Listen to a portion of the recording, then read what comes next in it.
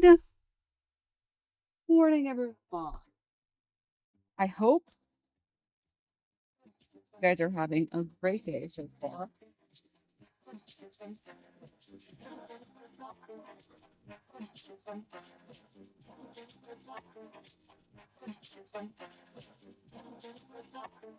I'm thinking, yeah, I'm thinking it's time. I'm thinking it's time to get this show on the road because we haven't said it in like an eternity, but I still expect you to say good morning. I haven't said it in so long. What the hell? Canceling GOTHS right now because you held me back. Sorry, my bad. Sorry, my bad.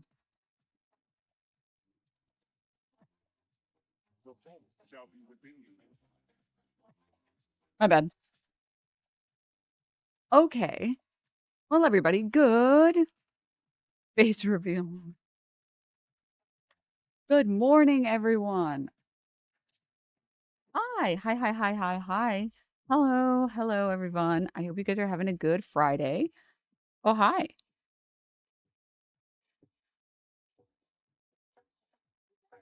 This lip balm is so dope. Yeah. Good morning. Hi. Well, everybody, we have so much to get to today. All right. First and foremost, my camera is so big. It's so true. My camera is huge. Someone needs to get it under control. But more important than that, CPAC Hogwatch is on the goddamn menu. Oh, yes. Oh, yes. The human cattle are doing human cattle things. Yes. Next, Iran, ground invasion. Going to talk about that. Next, I want to talk about a fun story for Funday Friday, aka GOTHS being canceled for being too damn sexy. Next, dude, the China propaganda videos that are dropping are fucking insane. I saw the craziest video. I need to show you guys. I don't have any words to describe it. I just need to show you. And then the Mike Lindell serve video is hilarious. I don't think I've actually seen it. Wait, what? We could do some gaming later if we hit the goal? Perhaps? Maybe? Maybe we can finally play as Leon Sex Kennedy? Dude, Chad, I looked up like a playthrough to see how like far in I am, and I tried to not look at any spoilers. And I like saw this one playthrough, it was like 8-hour long playthrough. And I was like, okay, try not to see any spoilers. Just click until you see something that you recognize. And I'm in that 8-hour playthrough, I was only 2 hours in. I'm like, Irma.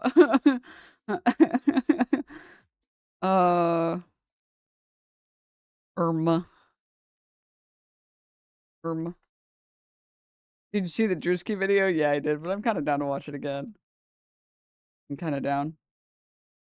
If you're deliberate, it can go a bit long. I did see like videos saying that if you try and like 100% the game and you try to go to every room, it can be up to like, what was it?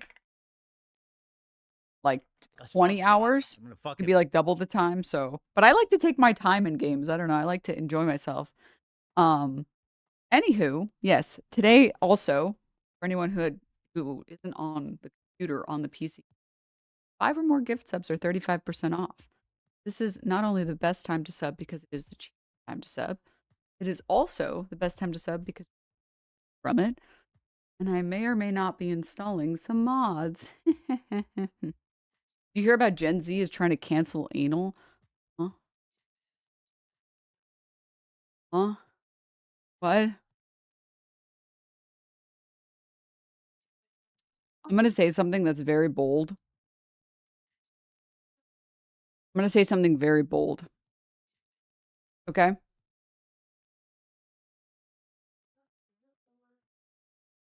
There is this, I think it is one thing to not be sexual yourself, But there is this mass psychosis, I think, that has taken over a lot of Gen Z people where they think nothing can ever be sexual in any way ever, in any shape or form, or else it is bad and morally reprehensible.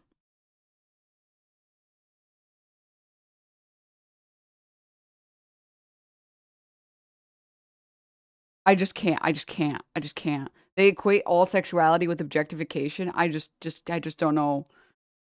Ah.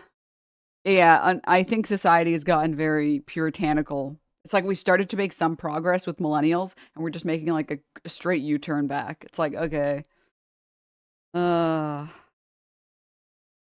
you're so right, Denims.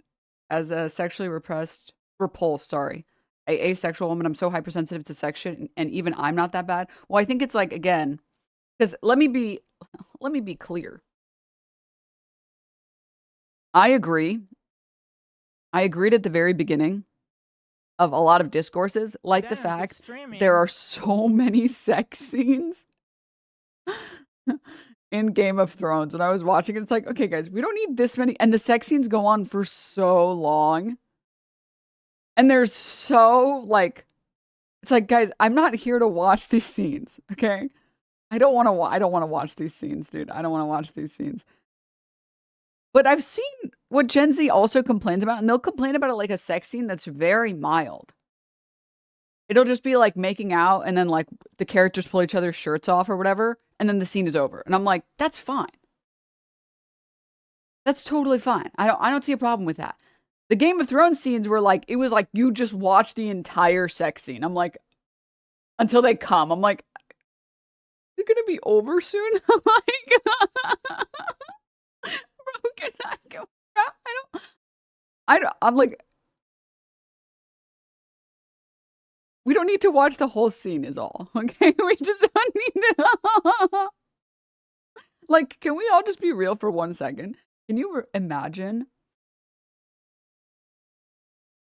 Do you guys remember the people that were complaining that the arcane sex scene was too? It was too much. It was like when I was like, oh, it's gonna be too much. It's gonna be too much. Don't mind if I do. And I watched it and I was like, that was the most mild shit I've ever seen in my life, huh? That was so mild. There wasn't even anything. That was, huh? Arcane has a sex scene. Yeah, was the perfect amount. Yeah, it was. It was a very, uh, like that. I think is the right amount. I think it's when you go past that point that it gets a little like. Spartacus series had a sex scene every episode, and like, don't get me wrong again. Like I said, I think it's how much time is the sex scene taking up on the screen? When I start to look at my phone, because I'm like, okay, can we get back to the story? Listen, I get it, I enjoy it, I appreciate it and everything, but like, can we just get back to the story, please? Can we? All right, let's wrap it up, boys.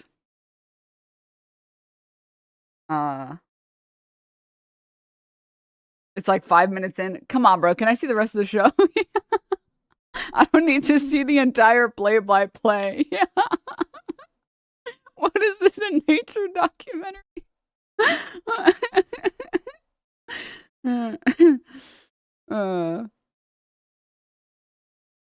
What about a Leon sex scene with QuickTime events like like in his of war?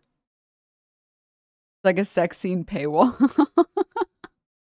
Now y'all tripping. I'm trying to see them titties shake in slow-mo.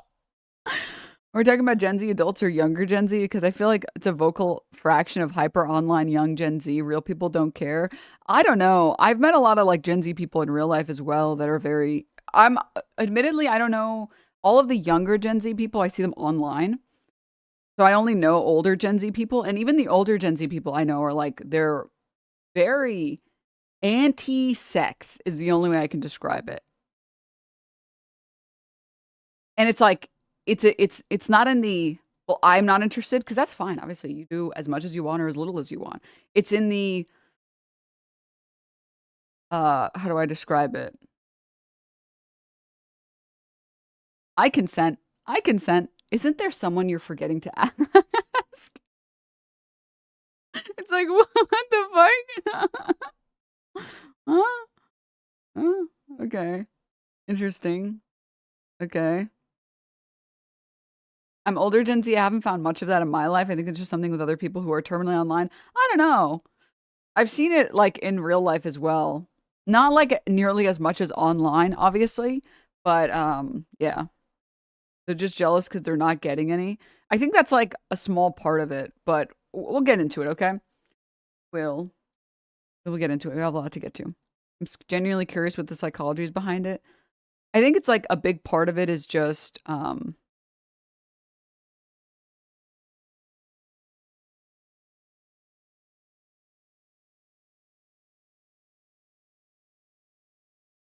you covered the Black Snape drama on Twitter? This is the first I'm hearing of this. I'm hearing about this for the first time, but actually, I think a big part of it is just slut shaming in society, and especially in American society, has gotten much worse. To the point where there are no women, well, not no women, but most women are not having as much casual sex anymore. And if there are no women having casual sex, there are fewer men having casual sex. And if there are fewer men having casual sex, there are more repressed, like male loneliness epidemic dudes out there in the world. And it kind of like, and then they continue the slut shaming. So it like feeds into itself over and over and over again. It's all ranked now. No one wants to sex casually. Everyone wants to sex in a ranked way now.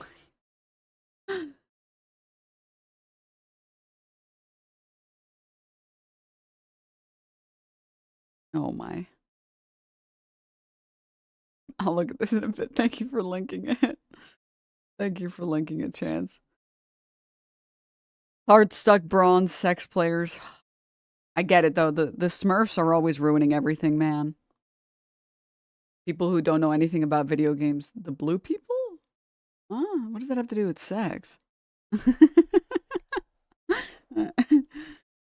All right. Moving on though. We have stuff to get to, so let's go piece by piece. Sex elo isn't real. You're just coping.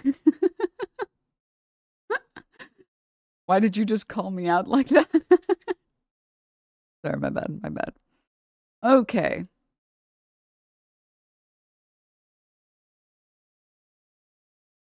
Let's start with one of the funnest clips that I have prepared for you guys. I don't know how many of you guys saw this CPAC clip.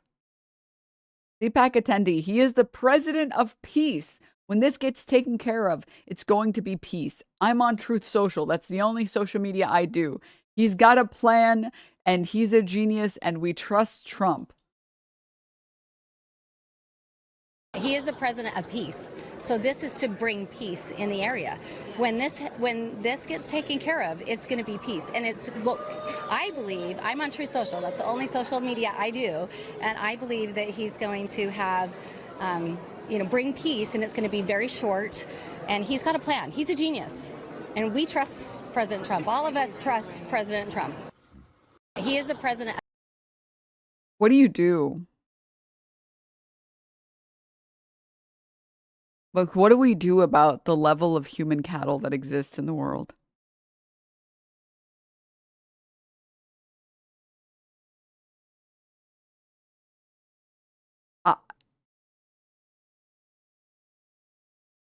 The cult mindset is so insane. I just don't understand how you can see a president who's doing literally nothing correct. Nothing he's done has made any sense at all. We're going to go in for regime change. Just kidding. We're going in to stop them from having nukes. Just kidding. We're going in to take their oil because they've been greedily stealing all of their oil, or all of our oil and the world's oil. Just kidding. We don't even need the oil. Just kidding. Why won't anyone help us? Just kidding. We don't need any help. Also, we won. Also, nothing bad is happening and we're winning bigly. Also, just kidding. Our only goal is to open the Strait of Hormuz. The thing that's been open, that was open before The war began, and we've given up on all of the other goals. Huh? What?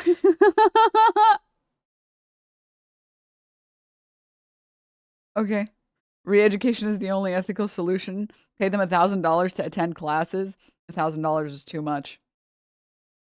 I just don't understand. I don't understand. You still talking about this Epstein guy? Is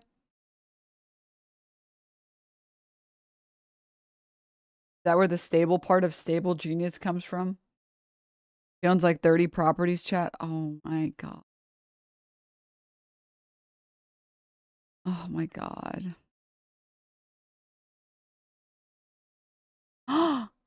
Stop. Hi, at Sainsbury, some staff training is required in your store. And it says Apartheid Hummus. Buying this product helps support genocide. Since 1948, the year of the Nakba.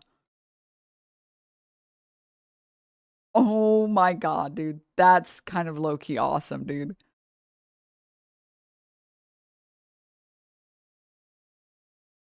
That's kind of actually fucking awesome. No way that's real. I mean, anyone can put these in a store. Like, literally anyone can do that. It doesn't even have to be the workers. It could just be a random person removing the actual price tag and putting in a new price tag. Which is going to ban them for 30 days. Real. No jokes about hummus. No. It's real, by the way. I can confirm I've seen it in local shops here in the UK. Dude, getting outflanked by the UK is crazy work, man. Fuck. Man. Oh, bro.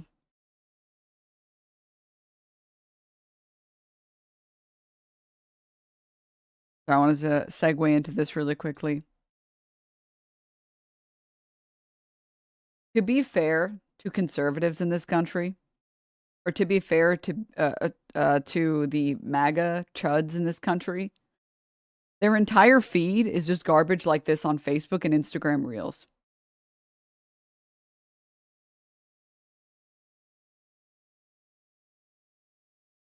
Move! I have every right to go in there! This is the ladies' room. My wife's inside. Please step back. I don't care who's in there! You're not keeping me out! No, step back.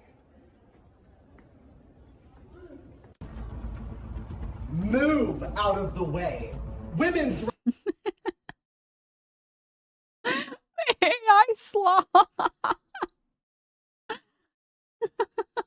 rights matter, and I'm walking in. For mobile viewers, it's just AI videos where it's like a person with rainbow hair, and I'm not being exaggerating. It's rainbow hair standing next to someone who looks like Steven Crowder saying, "Let me get in there." Honestly, probably these fake AI videos of these non-existent trans people bothering some random hog, they're probably trying to stop Steven Crowder from abusing his wife, bro.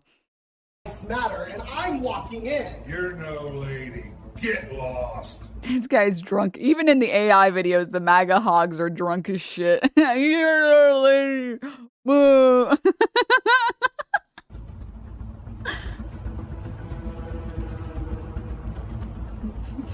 I'm a woman. Get out of my way. You can't stop me. I like that all of them have rainbow merch.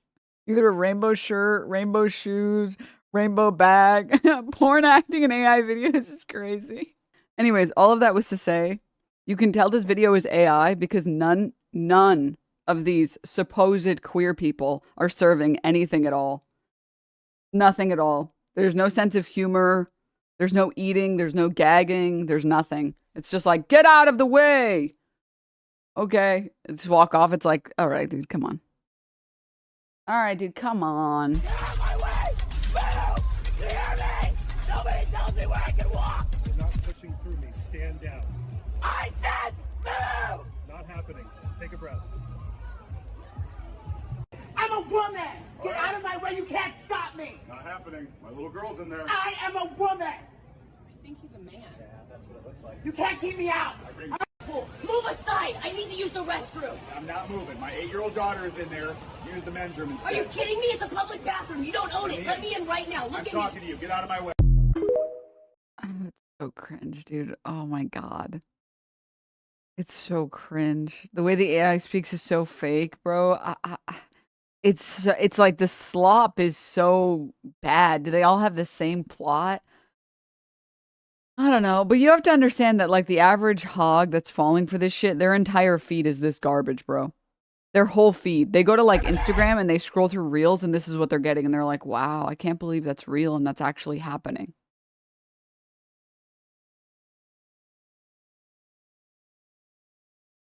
You can also tell it's AI. The red hat guy is only obese, not morbidly obese. Shut up. Shut up. Shut up. You can't say that. Oh my god. More funny clips like you asked? What is this? Who is this behemoth pig speaking to me? Am I supposed to know who you are? Who is this behemoth pig speaking to me? Am I supposed to know who you are? Anyways, I don't listen to servants. So like I was I don't listen to servants. Bro. Yes, good chat. Yes, we will be starting the Denims Clip Industrial Complex Corpa. Yes. Yes. Spread the word. Oh my god. All right. Cut through some of this stuff. Okay, all right. These are the hog dads that are falling for this AI videos. Ant, you see this? It's a look at that. Look at the gorilla. He's dancing. I've never seen anything like that in my life. What are you talking about? AI? What do you mean? This fake? Nah. Nah.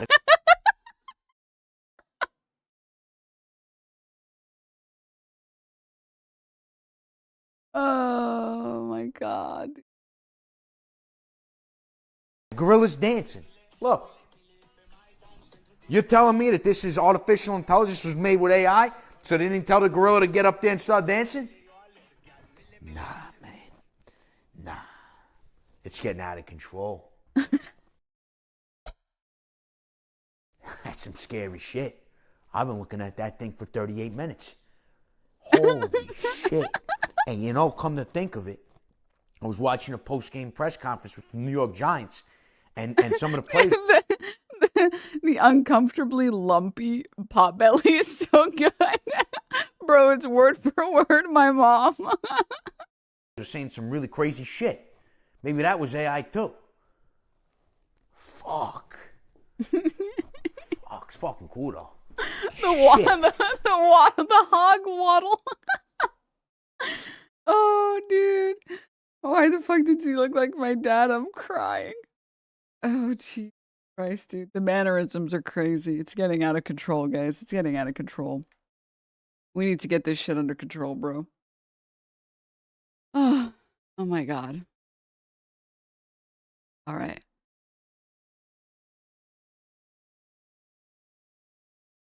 I want to show you guys this as well. On the topic of impressions, I just wanted to share this with you guys. My impression of Norm Finkelstein at Chipotle. I would like to buy a burrito. And in that burrito, I would like ketchup. I would like chocolate chips. And if you have them, some grapefruit. And if you do not have this burrito with ketchup, with chocolate chips, and with pieces of grapefruit, I will not be supporting your establishment. In the same way, I will not support the apartheid genocidal regime of the Israeli government and the way it treats its Palestinians, both in and out of Gaza and the West Bank. Now, on October 7th,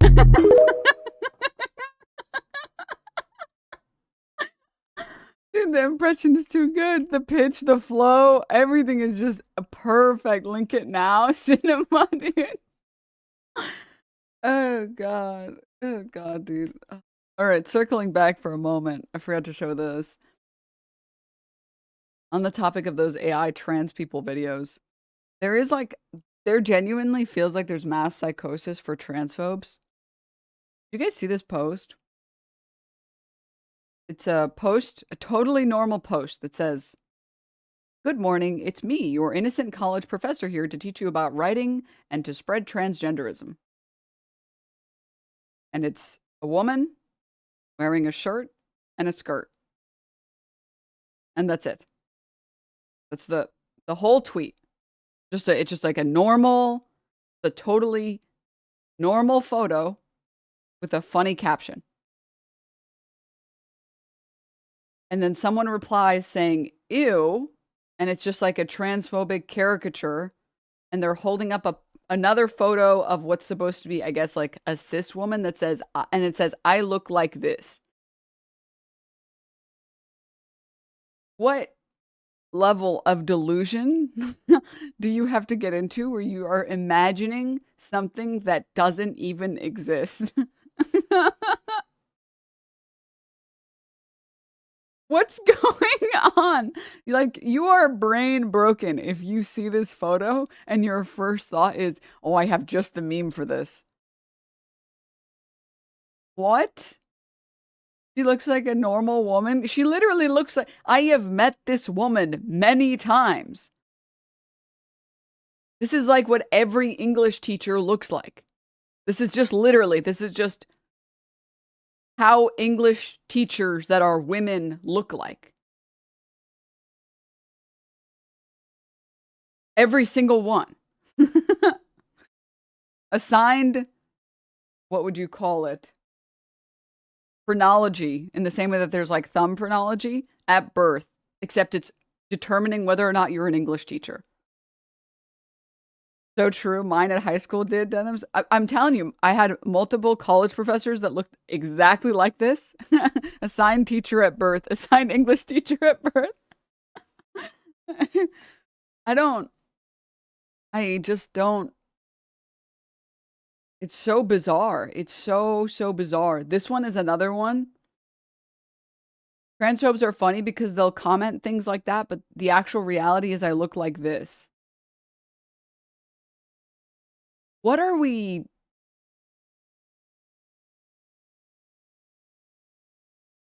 what is happening? What is going on? Can we get a full stop? Until we figure out what the fuck is going on?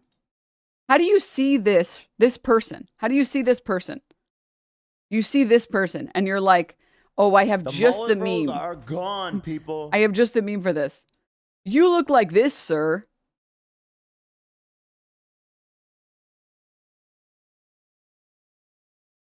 How brain broken are we? I don't understand. I just don't get it. I just don't get it. I don't understand. I literally. How is this anything other than mental illness?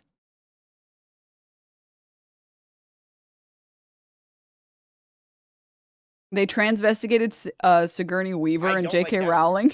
At all, because her camera is so fucking big and it bothers me. I mean, they transvestigate me all the time. They're like, how do we know for sure not trans? Denims doesn't use baby voice. How do we know? Everyone knows female streamer only talk like this. I don't know anything about anything. That's how I know that it's a woman. Okay? That's how I know. Like, it's actually just that you're too pretty to be cis, Denim. True.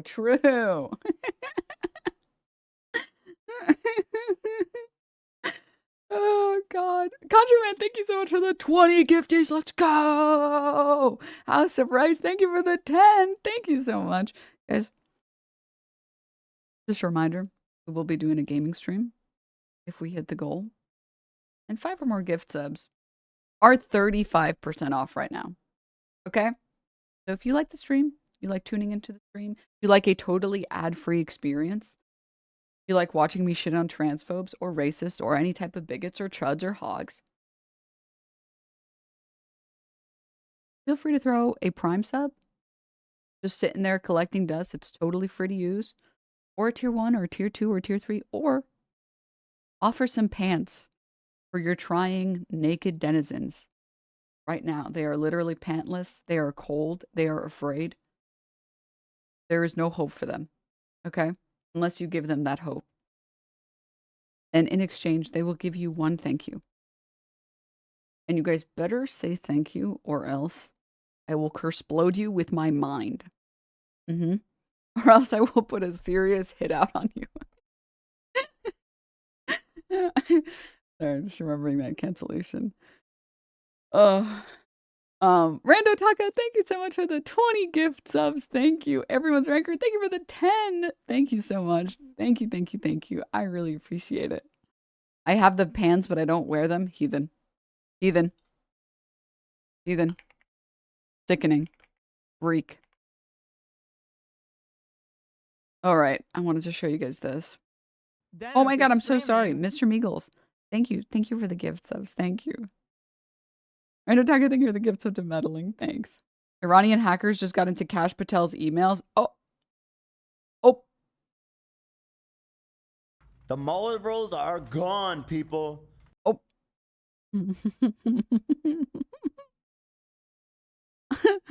Oh. Come on, release the emails, Iran. Come on, it's a treat for us. Come on. Come on, please. Just as a treat. Wait, I want to see the Mike Lindell CPAC thing. Mike Lindell was served with a lawsuit today while doing an interview at CPAC. Into our Like unlocking Alex Jones's voice. country, most of them break a law within the first 3 months. Most of them, we're on TV here, please. We're on TV, please. We're on TV, please. Okay, we're on TV, please. We're on TV, please.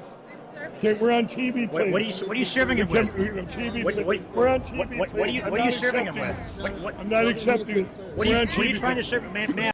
What is this interaction? So weird. Oh my god. Mike Lindell feels like an Office character. And I don't have a better way to put that. He literally just like... He doesn't feel like a real person. We're on TV, please. We're on TV, please. Excuse me, we're on TV. We're on TV, please. We're on TV. And then the interviewer also feels like he's part of the office. What are you serving? What are you serving him with? What are you serving him with? What are you serving? The power of TV compels you. We're on TV, please. Yes. We're on TV, please. Okay. Into our country. Throws it.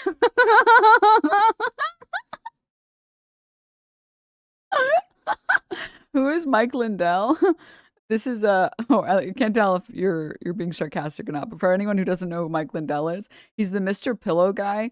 He helped fund Trump's campaign, helped get Trump elected, and basically shilled his like pillows or whatever, Mike Pillow, but he's also a total joke of a person. That's amazing. Oh my god. I wasn't aware of the rule where you can reject being served because you're on TV.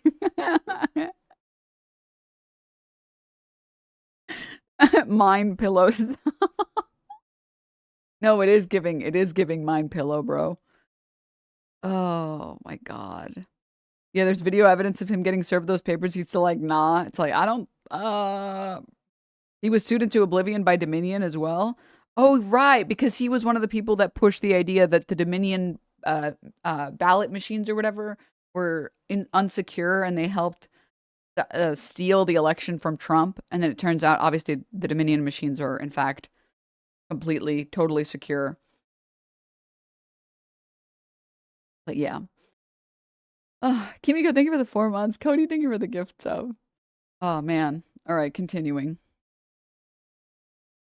Don't worry, chat. We have more. It looks like it's hard to tell with a lot of these videos because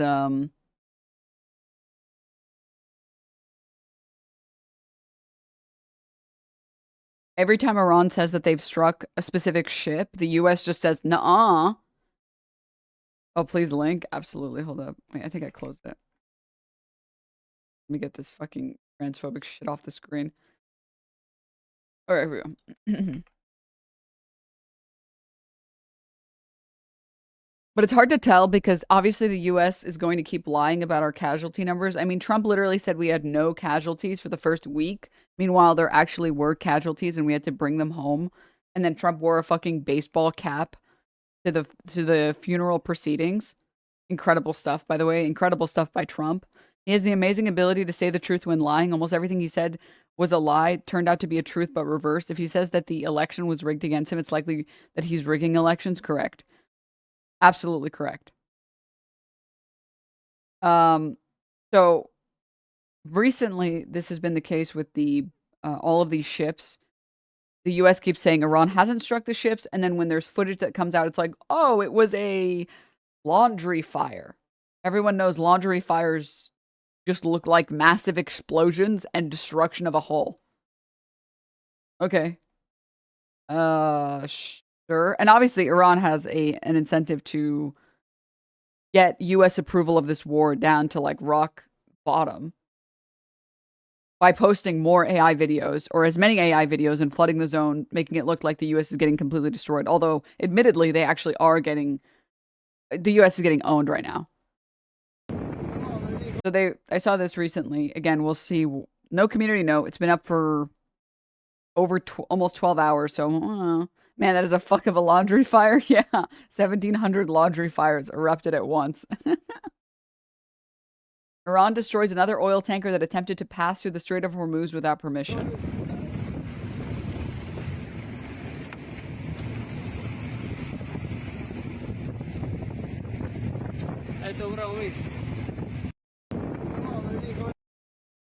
This is why you need to clean your lint traps, chat. If you don't do this, this is what your house will look like. You need to remove... Yeah, laundries just kind of do that when they get scared. Guys, it's not funny. Laundries, laundromats, only do this when they're really stressed.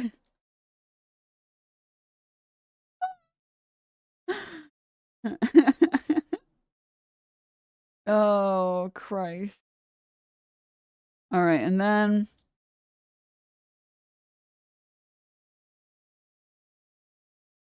21 months of laundry fires. I now know the solution. Thank you, Tembo. I got you, man. Thank you for the 21 months, bro. All right. Want to show this.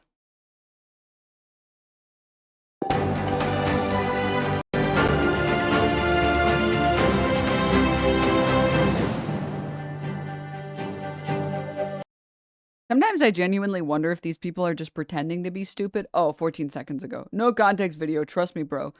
You know, if you try listening before you start typing, you'll hear the 5 minutes of preambling I gave before playing the video where I said Iran has an incentive to post AI videos to decrease support for this war.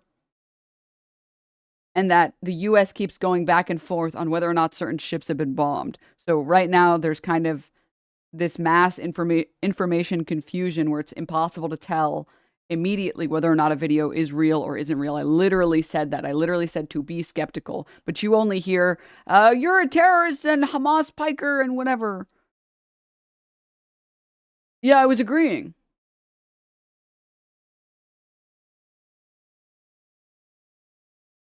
All right, bro. For sure. The classic nervous LOL. Hello, this is America, where the media is incredibly divided. Not just traditional television, but a whole new wave of modern... Is every news organization doing this now? We're all doing podcasting booths, and we're all doing, like, streaming rooms, and we're all doing, like, following people with cameras. Day broadcasters. See, millions of Americans now get their news through alternative sources, podcasts, those kinds of things. But there is so much information, and also, quite frankly, a lot of disinformation too. So who is controlling it? What can we trust? What can we not trust? A lot to dig into. First, though, Anna Burns-Francis. Thanks, Phil. America is at war. Not just a war of words, but also of missiles. So what is the American public to believe? In just a moment, we'll cross live to our chief US correspondent, Alan Fisher, at the White House. He'll have the latest on the administration's messaging of the conflict in Iran. It was Donald Trump's right-hand war man, Pete Hegseth, who was out fighting the media today. In a press conference with the president at his side, the Secretary of Defense was quick to pull the press corps into line. The folks here in the room, these cameras, they have a choice. You're either informing the American people of the truth or you're not. Because I hear it from my people every day. Behind every headline you write, there's a helicopter crew in the air. I know it's totally irrelevant, but man, can I just say, Trump's hair is looking like a fucking ratty ass nest. I think this is the worst it's ever looked.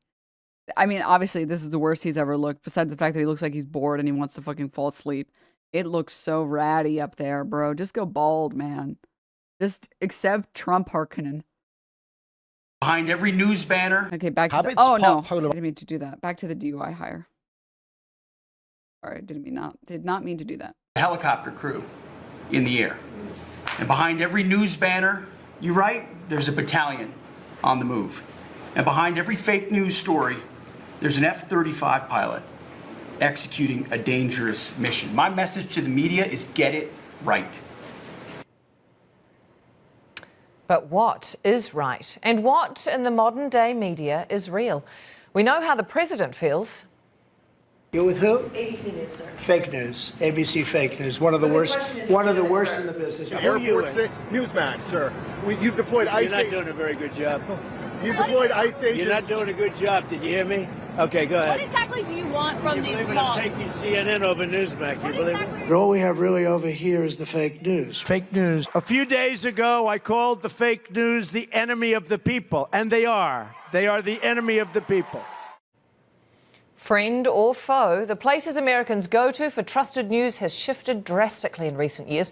So I'll start off by saying thank you for being here. Traditionally, people across the country would tune in to the likes of NBC, CNN, ABC, CBS and Fox News. They'd be reading newspapers like the New York Times, Washington Post, Wall Street Journal and USA Today. But now there's a growing trend of alternative news sources. Putting Zateo and Breitbart on the same article, or on the same category in the same screen is crazy work. Candace Owens is crazy. How do the players, the new players, stack up against the traditional media juggernauts? Well, last year, for the first time ever, social media overtook television as the top news source for Americans. That's according to a major study which found 54% of people used social media as their source for news. Television was at 50%, while news podcasts outranked radio. A Gallup survey released late last year found Americans' trust in mass media has gone from around... You mean to tell me that Trump, by the way, Clavicular got arrested for shooting a gator? We'll talk about that later. That's for the Variety. You mean to tell me that Trump saying fake news, the fake woke news, the fake mass media news, fake mainstream media did irreparable damage to people's opinion about mainstream media? Whoa! 90% of Americans are getting their news from Fruit, Love Island, TikTok. Stop. 70% in the late 1970s to just 28% last year. Now, the output may be different, but in the war with Iran, the source is quite often the same. It's the president. Let's go now to our chief US correspondent, Alan Fisher, who joins us from the White House. Alan, the president has a keen interest in how his comments are perceived in the media, and a particular interest when it comes to messaging about how he is handling a situation. Well, Donald Trump has always been his own best spokesman in his own mind. He thinks he can do a better job than anyone. We saw him on Twitter during his first campaign. When he was banned from that, he set up Truth Social, which has become huge. Throughout his years in the Oval Office, he has dismissed and denigrated the media, saying that they were fake news, the enemy of the people, that they weren't doing the job that they were brought in to do. And he believes that he gets much better coverage from those who are friendly to him. And we've seen that reflected here at the White House with the people who have a hard pass, who are allowed in to the building. A lot of them are now right-wing media influencers rather than legitimate news organizations. Their job is to amplify Donald Trump's message. Their message is to carry out to Donald Trump's followers exactly what Donald Trump wants them to hear. There's very rarely critical questioning. They look for sources where they can get them. But people who are on the streets, at home, watching the media, they still have a thirst for real news. We see that in every single poll that is carried, and they tend to focus on organisations that they like and often amplify their message. Let me just give you one example today. On the metro here in Washington, D.C., as I was travelling in, someone was staring at me. As I got up to leave the train thinking, that was a bit weird, he actually said, "You guys at Al Jazeera, I watch you all the time now. I think the job you're doing and the new programme you have from Washington is great." Americans want absolutely impartial news.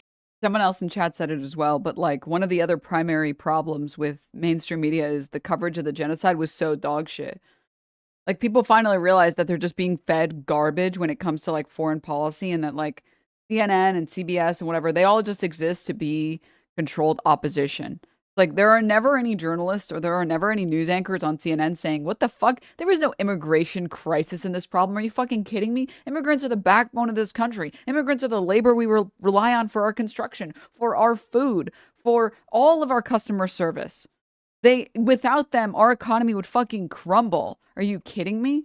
Americans in general don't want to do most hard labor. In fact, when you consistently either remove the ability for farmers to use immigrant labor, or you have mass deportations, farmers literally can't find Americans to do the same job for double the wage. Farmers in Georgia and Alabama, states where they were hit years ago, said we are offering double the wage to Americans that we were offering immigrants. And we can't find people to do this fucking job. We literally can't find people to do this job.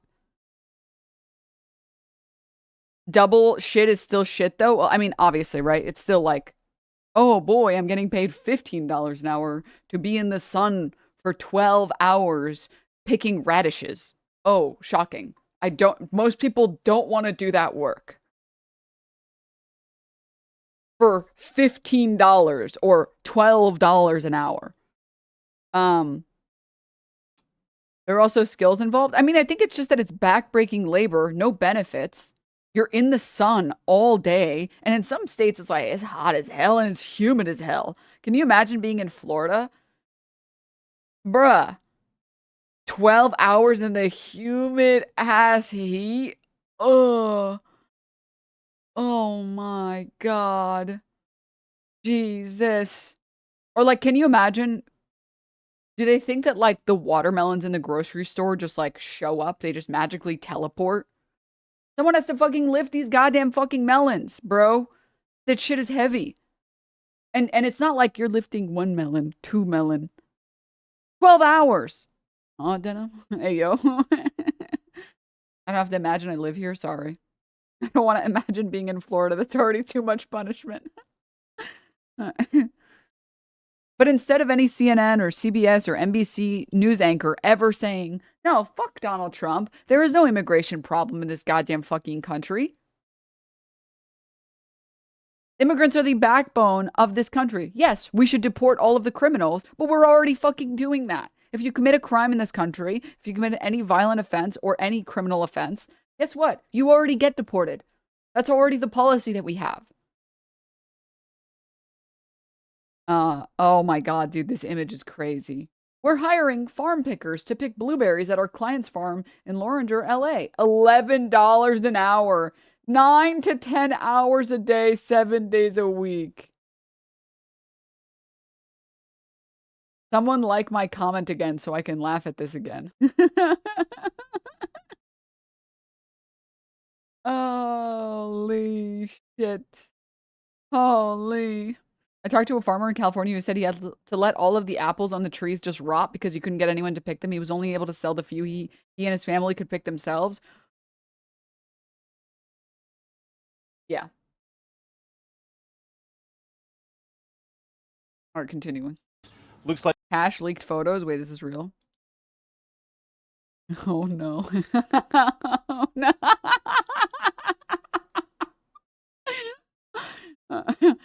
really is just like every brown dude who's ever lived in New York, by the way. Every brown dude I've ever met in my life that's lived in New York has a photo like the one on the left and the one on the right.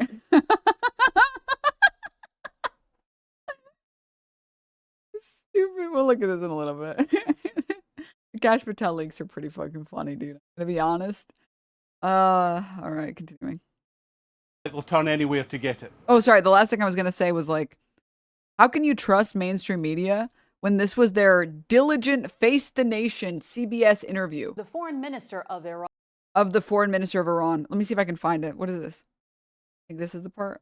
Either this one or From France and Italy are talking to your government about trying to get safe passage for their ships. Are you who has custody of it? Declared by the Hegseth in Syria. Yes. So it's here. So where is it now? Who has custody of it? So they are under the rebels. You know, our nuclear facilities were attacked, and everything is under the rebels. Of course, you know, there is the possibility to retreat them, but under the supervision of the agency. If one day we come to the conclusion to do that, it would be under the supervision of the agency. But for the time being, we have no program, we have no plan to recover them from under the rebels. Am I understanding you here? Because I know that you said 48 hours before the U.S. strikes happened, that this one. 440 kilo amount of 60% enriched material and to dilute it. You said Iran was ready to give that material away. This was in the deal that was also presented to Vice President Vance by Oman. Today, is Iran still willing to let go of that enriched uranium? Well, that was one of the elements of a deal that we were negotiating with our, you know, American interlocutors. This is old, isn't it? Yeah. I'm highlighting why people don't care about or don't like or don't trust mainstream media. What do you mean you're going to talk to the foreign minister of Iran and say, so where is all of the nuclear enriched material? Where is it? So where is it? So where is it? So you're not going to give it up. You're not going to give it up? You don't want to give it up. Interesting that you don't want to give that up. Are we serious? This is not a serious nation. This is not a serious interview. Are we serious right now? Can you imagine if a different country was interviewing Trump? Can you imagine if Iranian media interviewed Trump and said, so could you tell us what the code is for the nuclear weapons? Could you tell us where do you keep the button? Could you tell us about that? And how do you control the systems if we wanted to use that? What would be the worst place to strike in the US? Could you tell us what the next 5 targets you'll be blowing up are? It's so unserious. You watch this and you're like, am I supposed to like America watching this? Hello? Barry Weiss was in her ear. Yeah. Not just anywhere, Alan. To Al Jazeera. Thank you so much, Alan Fisher, joining us from the White House. It's no secret the American news media is under pressure from the White House to put a positive spin on the war with Iran. Heidi Jo Castro takes a look at how they're handling it. Yeah, please. Can you just take things... Labeled the enemy of the people by President Donald Trump in his years-long effort to vilify and defund the press, journalists are now being told they should become cheerleaders of the war against Iran. We've won this. This war has been won. The only one that likes to keep it going is the fake news. Trump says the American press is downplaying the war's successes, and he's accused the media, without evidence, of generating these fake AI images of a burning U.S. aircraft carrier, saying the outlets should be charged with treason. The images were widely spread on social media where many people get their news, while mainstream outlets actually debunked the AI videos. But that hasn't stopped Trump's Secretary of Defense, a former Fox News host, from his continued attacks on the press. He slammed coverage emphasizing the war's death toll and economic impact, calling it unpatriotic. A dishonest. Apparently, the U.S. took Argachi off their kill list after Middle Eastern mediators told them it would likely ruin any routes to peace. LOL. Not sure if you saw, but it's clear which side wants an off-ramp here. You don't get to start. I mean, it's literally play stupid games, win stupid prizes. You don't get to start a war with Iran and then be like, guys, can we just take it back a notch? We were kidding when we said all that stuff when we bombed and murdered 160 school children. We were joking about that. And yeah, it's unpatriotic to care about the troops. The craziest thing about all of this, by the way, is the chatters that come into Yap, or the people that come into Yap and be like, you support terrorists and hate American. You hate Americans. You just hate Americans. It's like,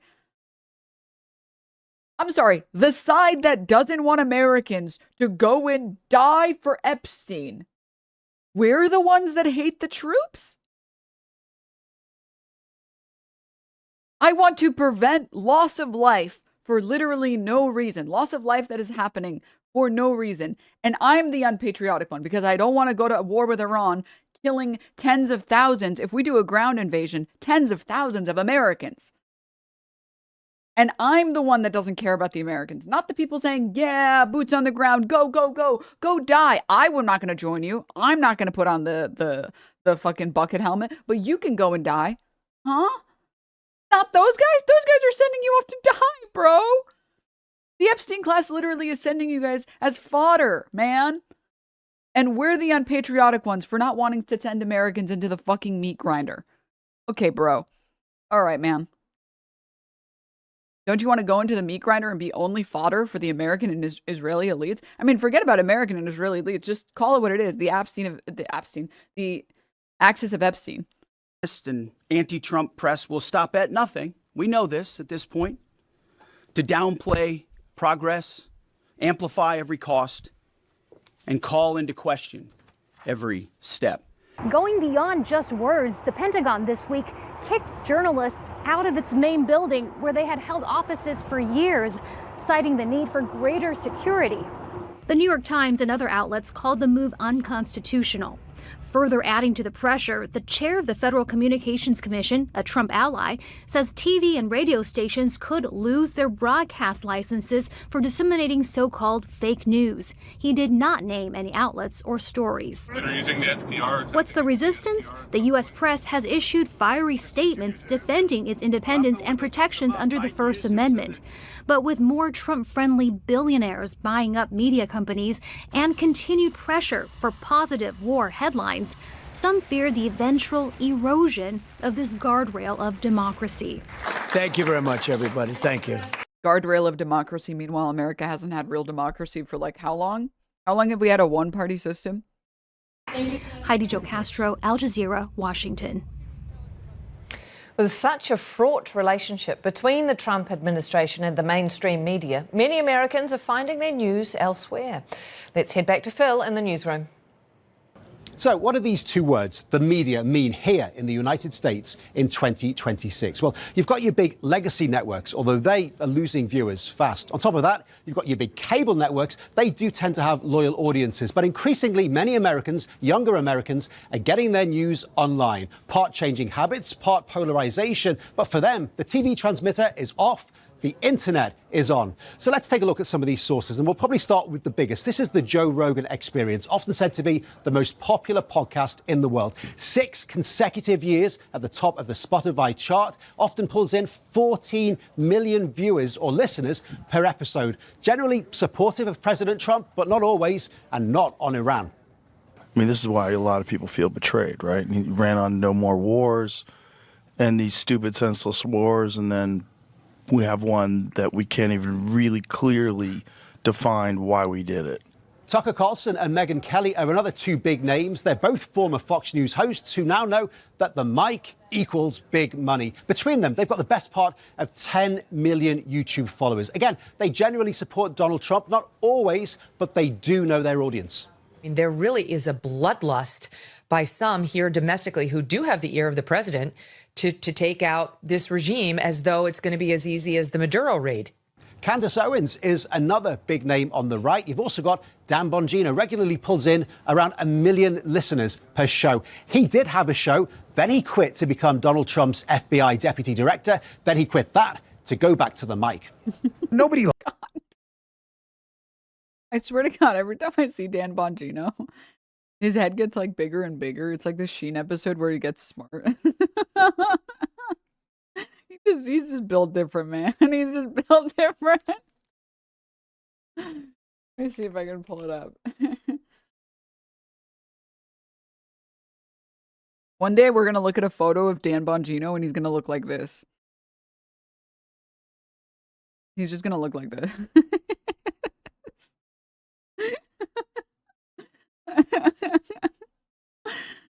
It's the reverse Hanabi effect.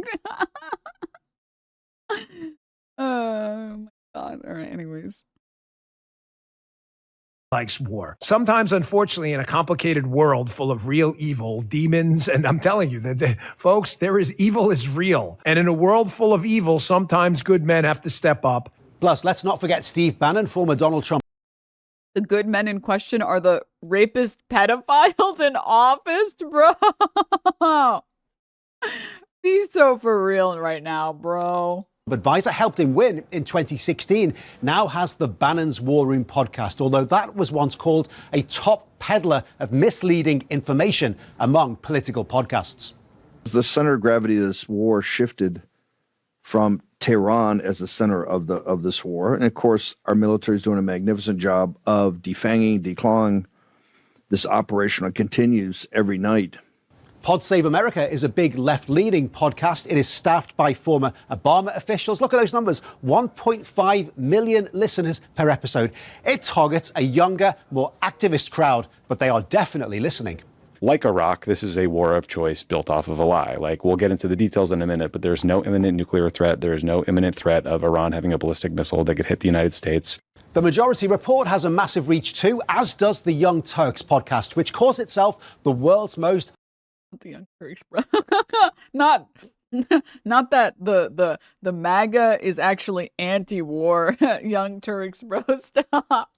Unapologetic, politically progressive podcast with around 6.5 million YouTube followers. I wrote over the weekend the same thing I just told you guys, which is, why doesn't Israel send the 5,000 ground troops? Why do Americans have to die instead? And he quote tweeted, deport. You've got The Bulwark, which describes itself as defending America's liberal democracy. On top of that, you've got The Midas Touch, which describes itself as independent. But take a look at some of the thumbnails of its recent YouTube shows. And then there is... Dude, The Midas Touch thumbnails are crazy. Independent, but take a look at some of the... White House crashes out. It's like a photo of Carolyn Levitt. Shock admission, they have zero evidence. Iran rejects deal. Trump is missing in action. Thumbnails of its recent YouTube shows. And then there is one name that needs no introduction to either the left or the right. This is Gavin Newsom. California's outgoing governor, Gavin Newsom, who is not yet confirmed, but is widely expected to be one of those vying for the 2028 Democratic presidential nomination. Can I just say about Gavin Newsom? Why did he tweet this? For so many years, people have been saying that Patrick Bateman and I look alike. Now this pic has been going all over the place. What do you think? Why did he tweet this, bro? Yes, Gavin, you do look remarkably similar to someone who murdered a homeless man.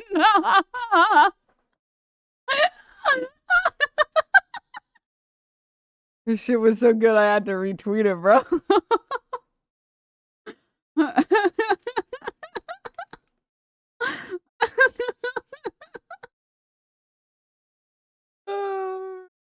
Nomination. And is it safer now than ever because of Donald Trump? I don't know. No, it's restaurants are opening every quote unquote every day now. So for the new media, the rules have changed. There is no filter. There is no editor. They now have a direct channel to the viewer, just how they like it. So, with all that in mind, how much do Americans know about the war in Iran? And where are they getting their information from? We sent our correspondent to find out. I'm Richard Gaisford here in Friendly, a small town in Maryland, to discover what people know about. In Maryland? Who sent the British person to America, bro? This war and where they're getting their information from. Television. Yeah, television is the best source that we can get some news. And do you trust what you're seeing and what you're hearing? I can't explain it in words, but this random person he pulled off the street looks like they were built in one of those me makers, the Wii Me's or whatever they were called. Well, not everything is trustworthy. A lot of my news comes from social media, unfortunately, and my algorithm... Dude, in the middle of the cut is crazy.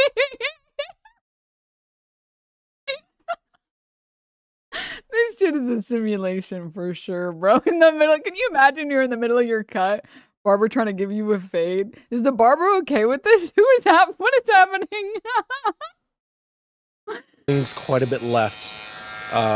So what I know about the war is mostly from left-leaning sources. I try to mitigate that. So you're having to work quite hard Not the zoom into the cut, bro. to get a balance of views and news. Oh, 100%. I know that gas prices has increased. And where are you getting the information from that helps you Same as what Reginald said, social media. As you scroll, you might not want to see it, but it appears. And then from the news. And when you watch the news and you see these social media feeds, do you trust what you're reading and seeing? With a grain of salt. All I know is that we strike Iran's biggest leader.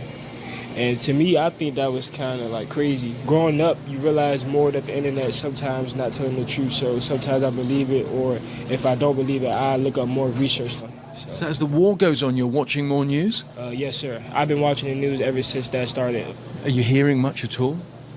No, actually, no. We're not hearing much. I don't want to say I don't care, but I just don't listen to the news at all. The only thing I listen to the news for is the weather.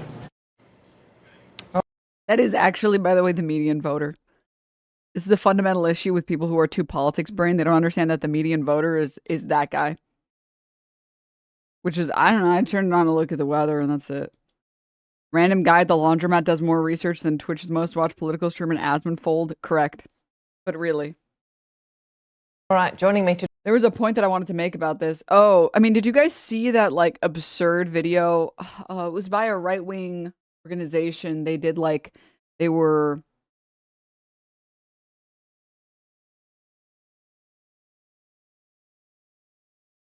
interviewing random like spring break people, spring breakers.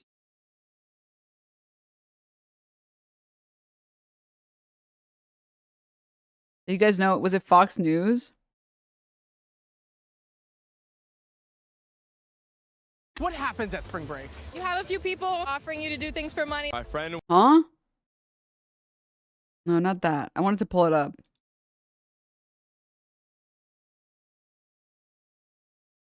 Here it is. I think, wait, no. Oh, it's not this one either.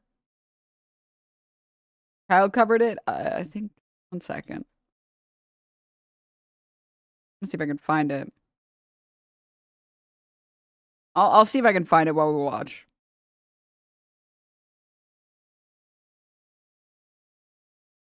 To discuss this and more is Akbar Shahid Ahmed, senior diplomatic correspondent for the Huffington Post, and Carrie Sheffield, a conservative commentator and director at Independent Women's Voice. Thank you both for coming in. Akbar, I'll start with you. Has this war been a campaign of misinformation?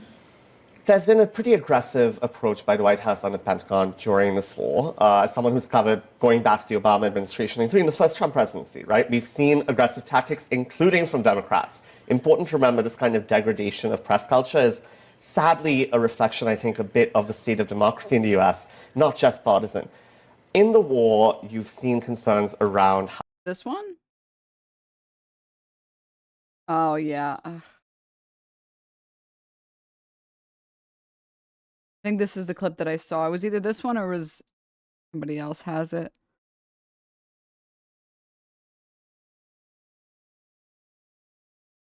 Yeah, it was this one. All right, lock in, chat. What college you guys go to? UTC. FAU. Sacred Heart University. Ohio State. Spring break 2026. What is the game plan? Drinking. Blackout with my rack out. If my mom is watching, I'm sorry, Mom, but I've been getting pretty drunk almost every day. Hook up with some girls, get with as many girls as we can, and not come back with an STD. Wake out with one person each night, that's it. So how many guys have you made out with this week? I've been here for about 10 days.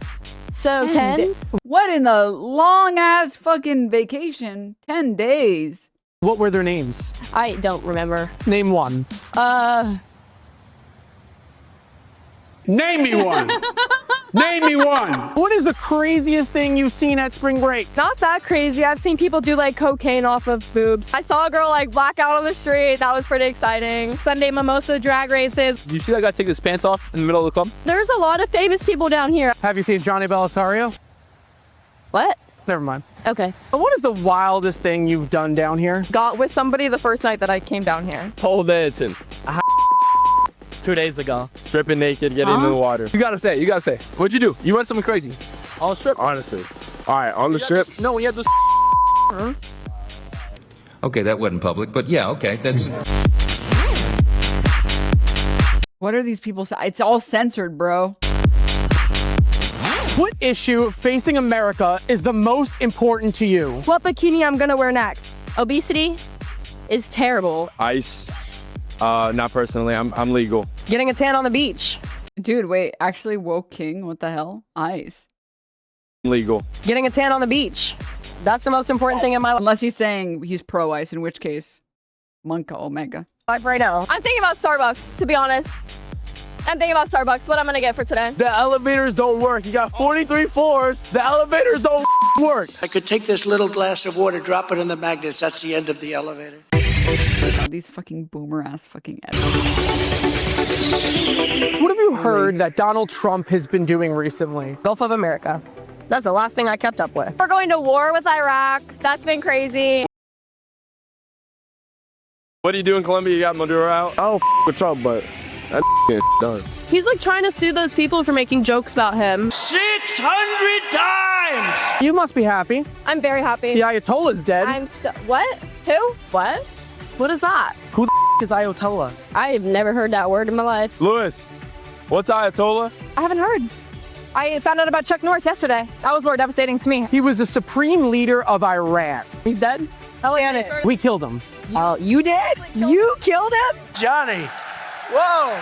If you were in charge, how would you take on Iran? Yeah, all my girls. Can I say, this is like an attempt to be, I guarantee you, obviously, this type of interviews to be like, oh, look, the young people are so stupid. Look at these stupid, dumb bimbos. They don't understand anything. This country is ruined or whatever, right? But unsurprisingly, the type of kids that are going on spring break for 10 days are going to be a bunch of rich kids. So, of course, they don't have to care because they're rich. Just for starters, oh my God, privileged people don't have to care about things that are not going to impact them because they're privileged. Whoa, shocking. I'm crazy. I never went on spring break in my life. I've literally never went on.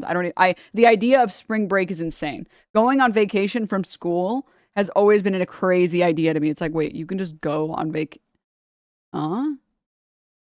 What? The craziest thing though, even despite all of this, despite their attempts to be like, look at these stupid, dumb teenagers or like 19-year-olds or college students. Look at them. This country's in shambles. Is this not indicative of the problem that one, education in this country is kind of fried, but also two, if you can't even get the average American to care about murdering some random person across the fucking ocean because of the nuclear enriched materials that they have, which we don't even care about,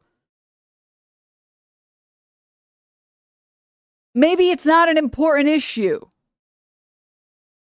We would all start putting belts on them. We get a bunch of girls in bikini. Wait, what? What was that?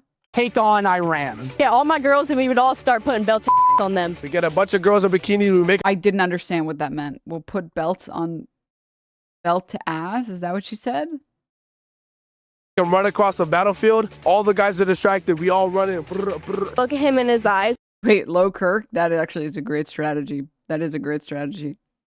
I do think that would work on Americans, though. Not so much on Iranians as much. I guess. Flirt with him? I'd blow him up. I don't know enough about it, but I would probably wipe it out. Drop a bomb. Baby, bomb the out of him. By the way, conservative Americans say that we have to go kill everyone else because everyone else is always trying to talk about, or is always talking about bombing us because some random Iranians say death to America or whatever. Meanwhile, when you ask the average American what they would do about Abriga, they're like, yeah, we should bomb them. You know, the fictional city, Agrabah, the fictional city in Aladdin. The American default is bomb Middle Eastern countries with no care or regard for any civilians.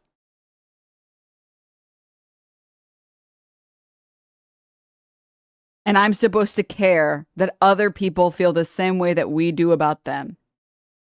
You can't make me. You literally can't make me. I would bomb the out of them. What have you heard about Venezuela? Venezuela? Nothing. I'm not sure. I barely know what'll be going on in like Tennessee where I'm from. That they beat us in the World Baseball Classic? Have you heard anything else? No. Nothing. I have heard nothing about Venezuela. You know, honestly, I don't know and I don't care. Where is Venezuela? I don't know. I'm drunk. I don't know. Venezuela? Isn't that in Spain? The most depressing thing, by the way, about this is every single person they interviewed who actually knew anything is not in this. No. Go easy on the tequila. What do you want to tell Jesse Waters? You're on his show. That's the guy who was eating the steak, remember? It was like in front of the vegan guy. Oh, Jesse Waters. Do you know who I am? I do not. Here's Johnny. Hi, Johnny. That was so cringy. Bring back the Caitlyn Bennett street interviews. Those were way more entertaining. Lord have mercy. All right, back to coverage. How reporters are being treated, access to the Pentagon. We're cooked. That's what Fox News wants you to think. I mean, again, it's like, if you actually, you know what? Bless her heart, Caitlyn Bennett, for all of her flaws and all of her pooping. She does include the parts of the interviews and the street interviews where she gets absolutely fucking owned. She includes all of them. I don't know why she includes them. She includes the ones where she's owning, and then she also includes the ones where she gets absolutely fucking owned. And it's like, huh? Like, do you guys remember the What is a Woman one? Where she, like, went around asking people, what is a woman? And people were eating the fuck up. They were literally gagging her. Or maybe it was like, what is a mom or something? I can pull it up.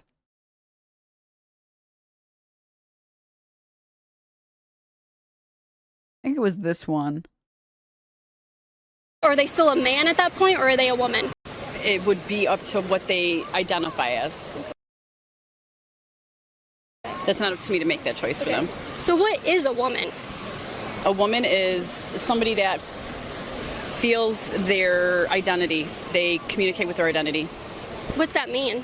It means that a woman doesn't make you a woman because you have all the parts. It makes you a woman how you want to identify yourself and live your life. But what would you identify with to be a woman? Whatever that person identifies themselves as. Get a master's in psychology and then ask yourself that. You have a master's in psychology? I'm going to say it. The empathy is stored in the breast. I don't know what else to say.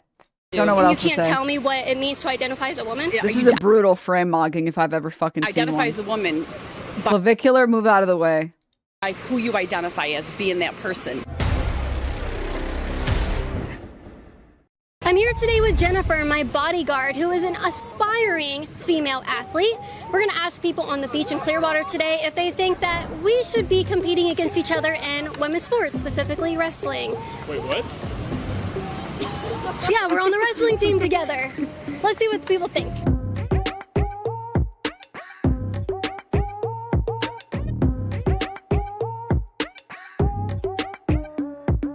What is this long ass intro? Hey, I'm hot, got the heat. Hey, music. Oh my god, it's still going. Jesus. All right. Will you be allowed to compete against me in This is my favorite part about the Caitlyn Bennett episodes. It's just a fucking mess. Why would you keep this in where your hat falls off? track?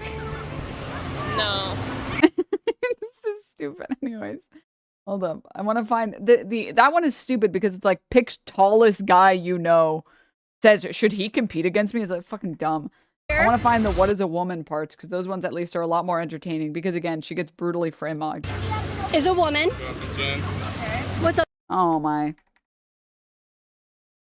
Hey, you lied to me about this premise.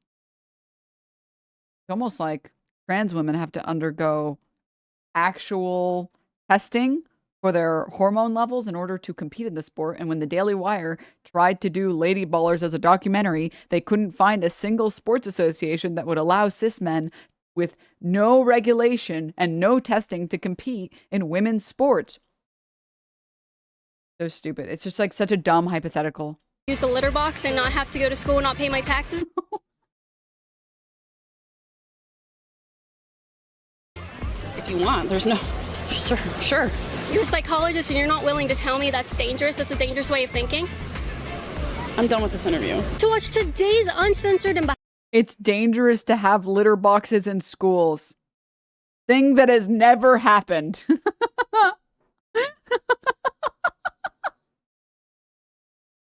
Oh my god. And stuff, I guess we're gonna have to go with. All right. I wish she didn't put both of these in the same group. I wish it was just the woman thing. But maybe she removed that interview. There was one that was like terrible, where basically consistently across the board she kept interviewing people and were like, the people were across the board saying, it's not really my business.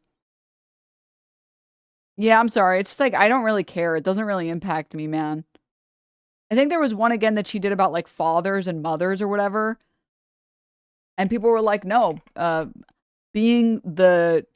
Oh, it was this one. This one was offensive. This one was offensively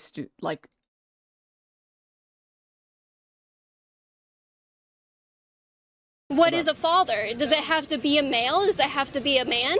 No. Or can a father be anybody? Yeah, I view her as like my dad in a way. Okay. So Father's Day doesn't have any gender? Not to me, no. I view her as like my Father's Day figure. Can a woman be a father? Yes. Yeah? I definitely think so. They can? I mean, it's, yeah.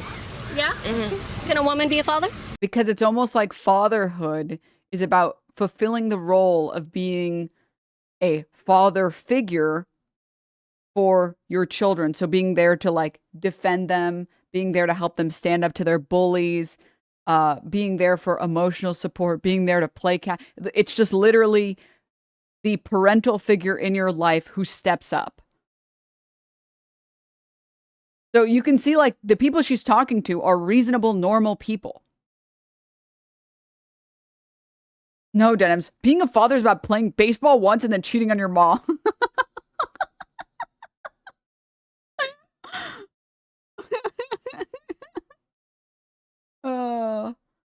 Also, a lot of other species, the mom is the protective one, like bears.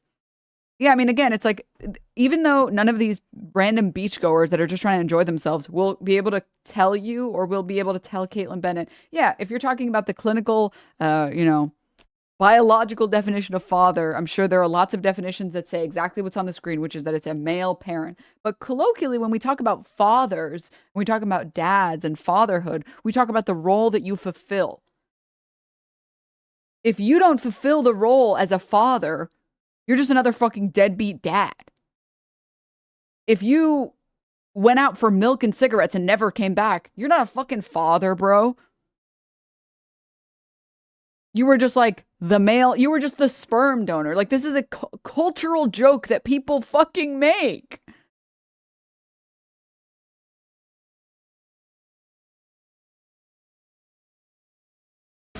A mother can definitely be a father. Just whatever you want a father to be. Yeah. There's no specific criteria that makes a father a father? Not really, no. What about a mother? Mother, well, to me, my mom is just the one who gave birth to me. Oh. Yeah. Is there a specific name for that? Like, is there any category of people who give birth? Biologically females, but it doesn't have to be. It's almost like she's saying motherhood is the same thing as fatherhood, where it's about fulfilling a particular role that we associate with those terms, with those words. A mother, or like a mom, is someone who's caring, who's there for you in difficult times, will be there to comfort you, will be there for all of your needs. Oh, wow. She cut that fast. Yeah. It's just so fucking stupid. But what I don't understand about Caitlin Bennett is she includes the interviews where she's getting owned. Like, she's talking to a normal person, and the normal person is responding in the way that any normal person would. And then she just keeps them in. It's like, okay.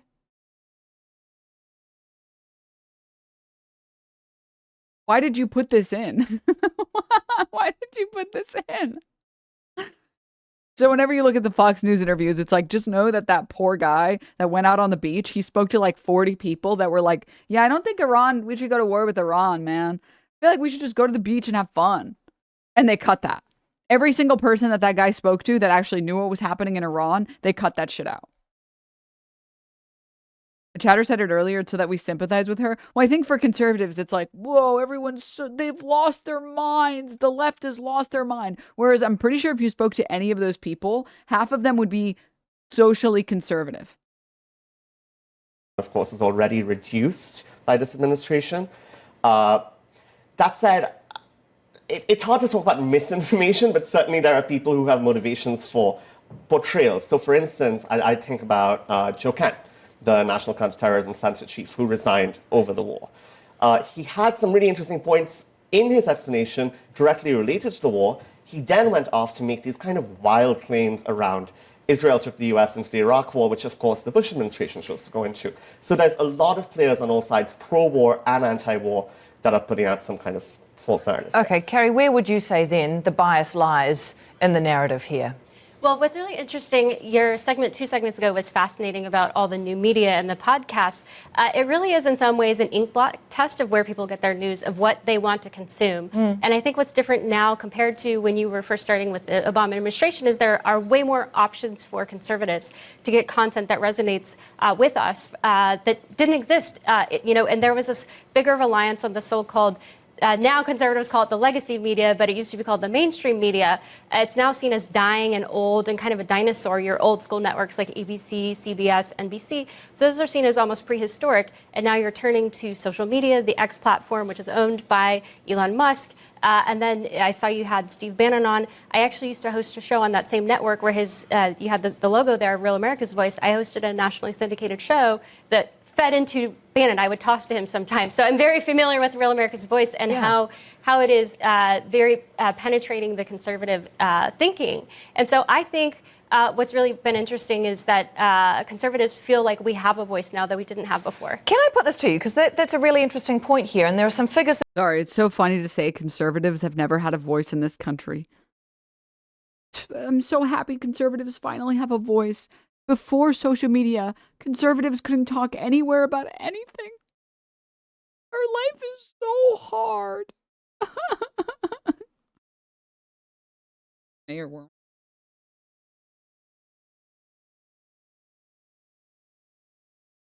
That have just come out from Adweek, actually, news ratings for February 2026. And you look at the top 10 shows amongst total viewers and amongst 25 to 54, that all coveted special age bracket. Out of the top, number 1, Fox News, 2, Fox News, 3, Fox News, 4, 5, 6, all the way down to number 7 is finally held by MSNOW. 7, 8, 9, 10, slot number 11 and slot number 12 are all held by Fox News. So there is plenty of commentary amongst legacy and new media, is there not, if you are a conservative voter or a conservative-leaning type?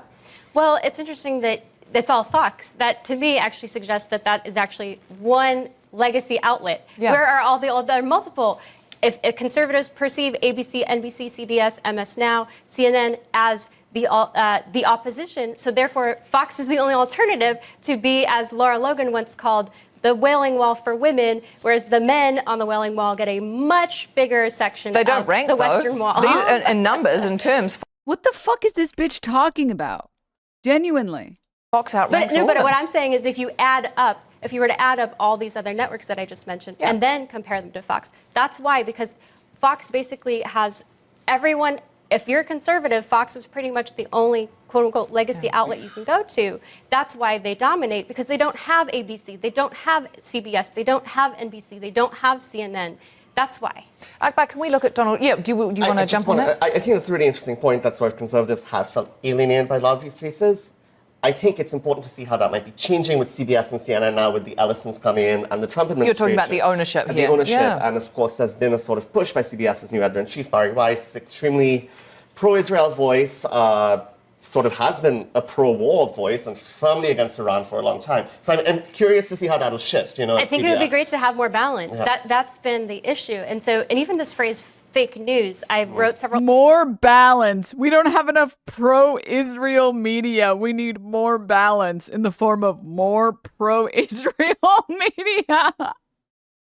We have too many media platforms that are not nice to Israel. It's crazy.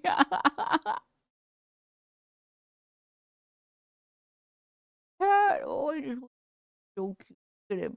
Is he not the cutest? Such a cute baby in the world. Oh my god. I am going to eat that, bro. Look at him. Not a thought in his little head. I don't think he's ever had a thought in his life. Zero survival instinct. None. None. He would not survive a day in the world. The only way he would survive would be walking up to a person and being really cute, and they adopt him.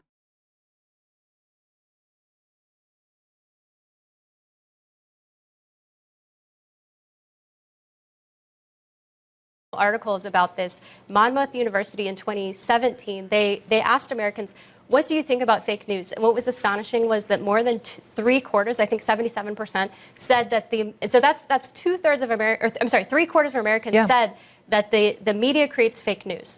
And what was very key, and I think this has been missing, they defined fake news as biased news, coverage that is not fair to the other side. And so that's why it was they about consider it editorial fake direction, news. wasn't it? I had a look at that because it was also really interesting. The other thing I found interesting out of that research that you cited was that people still trusted. Famously, Fox News never does that, and no conservative outlets have ever done that.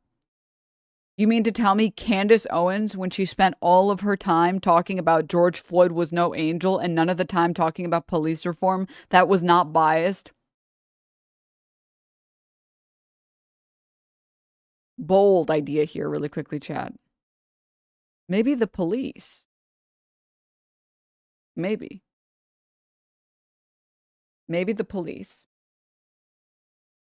shouldn't kill you. They shouldn't kill you. They shouldn't kill you randomly on the street because they think you are no angel. Maybe if you've done anything bad ever in your life, you shouldn't get killed randomly by the police. And I don't know, maybe, I don't know, cops shouldn't be judge, jury, and executioner. I don't know. Maybe their job is just supposed to be to arrest you for a crime or detain you for a crime. And then we have court systems for that. We should try that. Shouldn't we try that? Well, I disagree. Oh, okay. Great rebuttal. To be fair, to be honest with you, that is a good rebuttal. CNN more than they trusted the president. They still trusted Fox News more than they trusted the president. They still trusted MSNBC more than they trusted the president. Akbar, when we look at the commentary around President Trump and his relationship with the media, it's got a lot of layers to it, obviously. There is one tool that he uses a lot, and that is Truth Social. That is his own method of social media. How has that changed the perception of what is news? Yeah, I think a lot of people now just follow a Truth Social feed to see what the president is saying and thinking truly at any hour of the day. I think what's important to remember is people have felt this loss of trust over time. When you're looking at the alternative options, what are you seeing there? Truth Social, as you mentioned, is owned by the president. There's also roots to enrichment, right? Personal enrichment that's happening here, and roots to a lack of editorial control. So you were talking about podcasts, alternative news sources.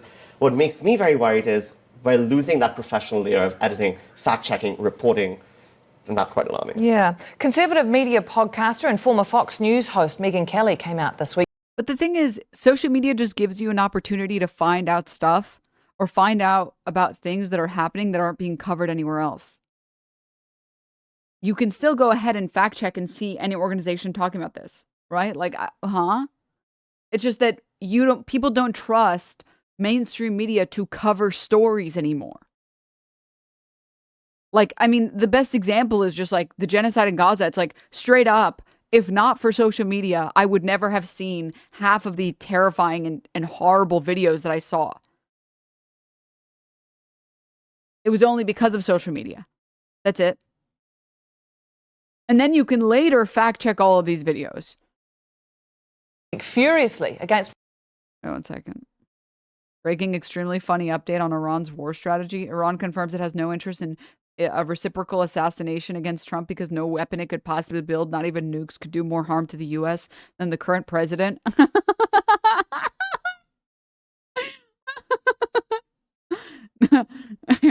No community note. Must be real. Pepe La must be real. What she called cheerleading of wars and government talking points. Our troops' efforts on the ground. We accepted all the administration's that was being shoved down our throats about Iraq and Afghanistan. It's now since come out that they just lied about Afghanistan and the alleged successes there for years. And I refuse to be a part of that again. Now, when we look at what President Trump's messaging is from his own platforms or how he messages himself and the war message to the media, Carrie, what does a conservative or a Republican or a Trump voter make of a conservative commentator like Megyn Kelly making those sorts of comments? Well, Megyn Kelly and Donald Trump have a long history, as we know. Yeah, so this relationship has never been linear. So let's put that context. And I've been on I was on Megyn Kelly's show with her on Fox. I've been on her podcast now. So I have had a long-term professional relationship with her. I respect her. She's an independent thinker, independent voice. So I respect that. And that's, I think, the difference for a conservative in general is that when you look at college campuses, for example, it is the conservatives consistently who argue for freedom of speech, where it is the left that always wants to shut it. Freedom of speech. Freedom of speech. Unless you want to protest a genocide, bro. And then you don't get to have freedom of speech. Oh, she's a comedian, huh?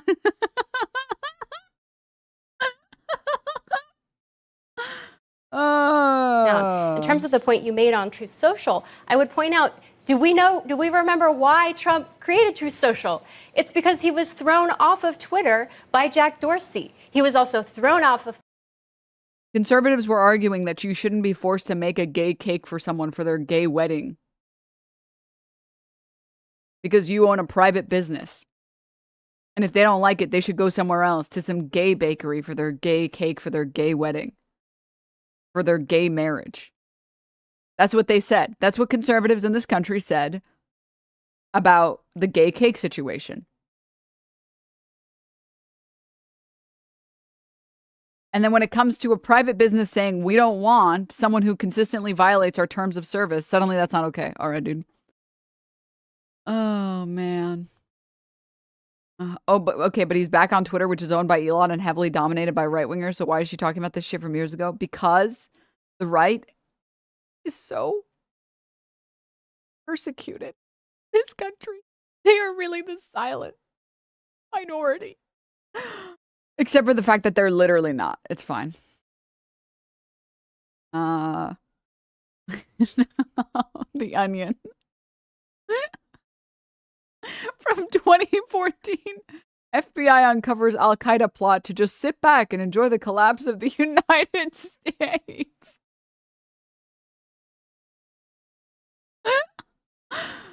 Oh, God, dude. Every Onion article, bro. You're making me do this, bro. You're making me do it.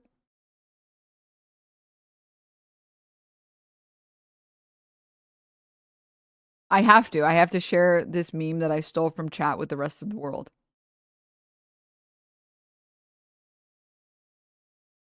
You did this, chat. You. Go and pump it. Pump it so everyone else can enjoy it too, guys. Facebook by Mark Zuckerberg. So that's what's very interesting is that conservatives have created an alternative ecosystem. By the way, it's also in banking. Also, conservatives are now losing their minds over TikTok businesses pulling up signs saying they're refusing to serve ICE agents. No, but you don't get to do that. Only we get to do that about gay people and queer people and minorities and whoever else we don't want to serve. Guys can't serve ICE. Their life is so hard. You know, they had to murder a random old woman because she looked a little Hispanic yesterday. Okay, and then they found out she wasn't. And they felt really bad about it, and they had like 5 beers. And they're over it now, but at the time it was really stressful for them, and you should be nicer, chat. What happened to the screen? What do you guys do? What do you guys do to my window? Here it is. And a whole other... Worm. Whoa. Freaky ass. Worm is not here. Gone, people. They call it like an alternative economy for conservatives who have been iced out, who have been Wall Street as well. Wall Street. Wall Street famously very persecuted. Marginalized conservatives. And so when conservatives Okay. I'm literally pausing it after every word. I just can't. I can't. The victim mentality is crazy. I cannot believe anyone got away with calling the left snowflakes. The left be like, hey, maybe we should treat minorities fairly. What about just snowflakes? The right, there's literally a war on Christmas. I went to Starbucks and the lady said happy holidays instead of Merry Christmas to me. My life is... Bud Light had a trans woman in an ad, so now I have to buy Patriot beer and Hulk Hogan beer, and it tastes even more like piss than Bud Light does, which is incredible. Create our own ecosystem and economy in response, then we're perceived as sinister, even though we were the ones who were shoved off to begin with. Hang on, have conservatives been iced out, though? The biggest podcast in the world is Joe Rogan. The president is a Republican. Conservatives have not been iced out of this country. He was thrown off in 2020. He was voted back in. He was thrown off. You mean he was democratically not elected? You mean that the country democratically elected someone? He was thrown off. Trump was thrown off in 2020, bruh. Incredible stuff. Can I be honest with you all? She's giving Gilead wife whose husband only wants to fuck other women. Again. Well, that's what I'm saying is that he did not become president because of CNN. He became president in spite of CNN and in spite of Twitter, of Jack Dorsey's Twitter. He overcame all odds. Like Twitter. But I want to come to you here. Can I just bring up something? Please. To your point about, I do think conservatives have felt quite silenced, and that's a very valid thing. What's worrying to me now, and you do see some conservatives push back on this, now that conservatives are in government, they are using that power often to a degree of silencing, right? I mean, if you think about, there was a Washington Post reporter whose home and laptops were searched and seized, right? There's been threats from they literally grabbed Don Lemon off the street, brother. They literally arrested Don Lemon, bro. For what? For doing journalism at a church. Freedom of speech, except when we decide to call you a terrorist. To sue the New York Times, to sue BBC, and there's the long arm of the federal government, right? So I think freedom of speech is so important, and it's a consistent principle, right? That I think. Can I jump in and quickly ask you here, because Carrie referred to it a little. The grab from Megyn Kelly was very clearly a split away from what the messaging is from a Republican administration or a right-leaning administration at the moment. Do you see that splitting the right or the conservative movement in terms of how people feel about this war? Well, certainly Trump sort of both encouraged and tapped a strain of kind of new right thinking, I would call, sort of pro-restraint in foreign policy, opposed to wars in Iraq and Afghanistan, opposed to, of course, NATO, European alliances. So yes, those voices are still there. I do think the kind of traditionalist Republicans, ironically, that he really railed against, have been given a lifeline by this war, right? Okay. So if you think about sort of Bush-Cheney people, someone yesterday who was at a meeting of a lot of those former Republicans, they're feeling great right now. Yeah, okay. Not surprisingly, the messaging from the administration to the media has seen the White House spokeswoman Caroline Leavitt frequently clashing with journalists. Oh, okay. So you're a biased reporter with a left-wing opinion. What do you want me to do? Yeah, because you're a left-wing hack. You're not a reporter. You're posing in this room as a journalist, and it's so clear by the premise of your question. And you and the people in the media who have such biases but fake like you're a journalist, you shouldn't even be sitting in that seat. All right, Carrie, there is that term that we've heard so often, fake news, and I wonder if that starts to lose a bit of power for the audience in terms of paying attention, that they feel like they're not getting information, they're just listening to an argument. It's very interesting. When I saw that, I thought of my first time when I was in a White House press briefing. It was with President Trump in 2020. I was there with an outlet called justthenews.com, which is conservative leaning. And I was so struck because there was someone who had a seat on the front row from NBC News. That person was asking Trump about QAnon. I was asking Trump, this was in 2020, about Hong Kong, Jimmy Lai. I had just done a remote interview with Jimmy Lai. My colleague who was with One American News was asking about Iranian Middle East policy. And I thought, how richly ironic is this, that the supposed mainstream journalist is asking about a conspiracy theory in order to make President Trump look like a wacko. It goes and I'm both asking ways, though, about Carrie. substance. This was and about... so that's what Caroline is pushing. Sorry, there's something very funny about evil peach jar. Stop, don't even say those words. There's something funny about talking about QAnon and ignoring the fact that QAnon literally took over conservatards' brains and made them into insane maggots that think we need to surrender to Trump. He will drain the swamp. Trust the plan. He literally, this is why, by the way, chat, when people are like, this is why when the Reddit atheists come here and chat and they're like, it's religion. Religion is the root of all evil. We need to remove religion and then we will stop all of the brainwashing. It's like, dog, what else would you call Trumpism if not a theology? There might not be a religious order there, but if you think that the people that are in the MAGA cult are not exactly the same type of cultists that exist in like evangelical Christian circles, you've lost your mind. It's literally you create a godlike figure or a god, and then people blindly trust and follow in a leap of faith. Maybe QAnon is worth looking into, considering how many conservatives ruin their fucking lives looking at random fucking pictures, being like, oh, these things are all connected. Look, all of these things, they're all super connected. If you actually look at this and this and this and this, and also my crack pipe, they're all connected. But this specific grab was actually about ICE and border agents and the number of people who've died in detention. So it wasn't a pithy conspiracy theory being regurgitated. And yet, if people had heard the whole exchange, at the end of the day, they're still listening to someone not giving them information. It is just an argument back. Does that water down the public's attention span for this type of discourse? Well, I'd have to know the context. I didn't hear that specific question, Sure. but I would say in general, the posture that I've seen from the so-called legacy mainstream media about ICE is instinctively that they hate Trump. They hate anything that Trump is trying to do to protect American citizens, American jobs. By the way, the Obama administration, their civil rights division came out with a report showing how American black men with low education, high school dropouts, they suffered the most from illegal immigration, and yet the Obama administration did nothing about that. Okay. And so the bias We is need there. to move They don't on. support I understand. Why didn't the black president fix all of the black issues in this country? Are we serious? I just want to know, are we just serious? Are we losing? Okay. But last question to you. Meanwhile, Obama was actually like the deporter-in-chief at the time. Okay. Do you see the messaging around this war changing or fractioning out the media and the way people respond to it from this point forward? I do think people in the press have picked up on the fact that there was no justification. There still hasn't been evidence for why these attacks were launched. So I think the press has kind of rallied together to probe. But people are just a lot weaker. CNN is facing layoffs, and that's a media-wide problem, which risks what everyone gets, whether it's fact-checked, whether it's professional. Thank you both. Carrie Sheffield joining us and Akbar Shahid Ahmed. All right, that question of the narrative and the war with Iran is even more pronounced on social media. Both sides accusing the other of treating a deadly conflict like a video game. Alex Baird has been navigating the online echo chamber and has this roundup. The narrative on social media is messy and it's chaotic. Trump, though, is clear.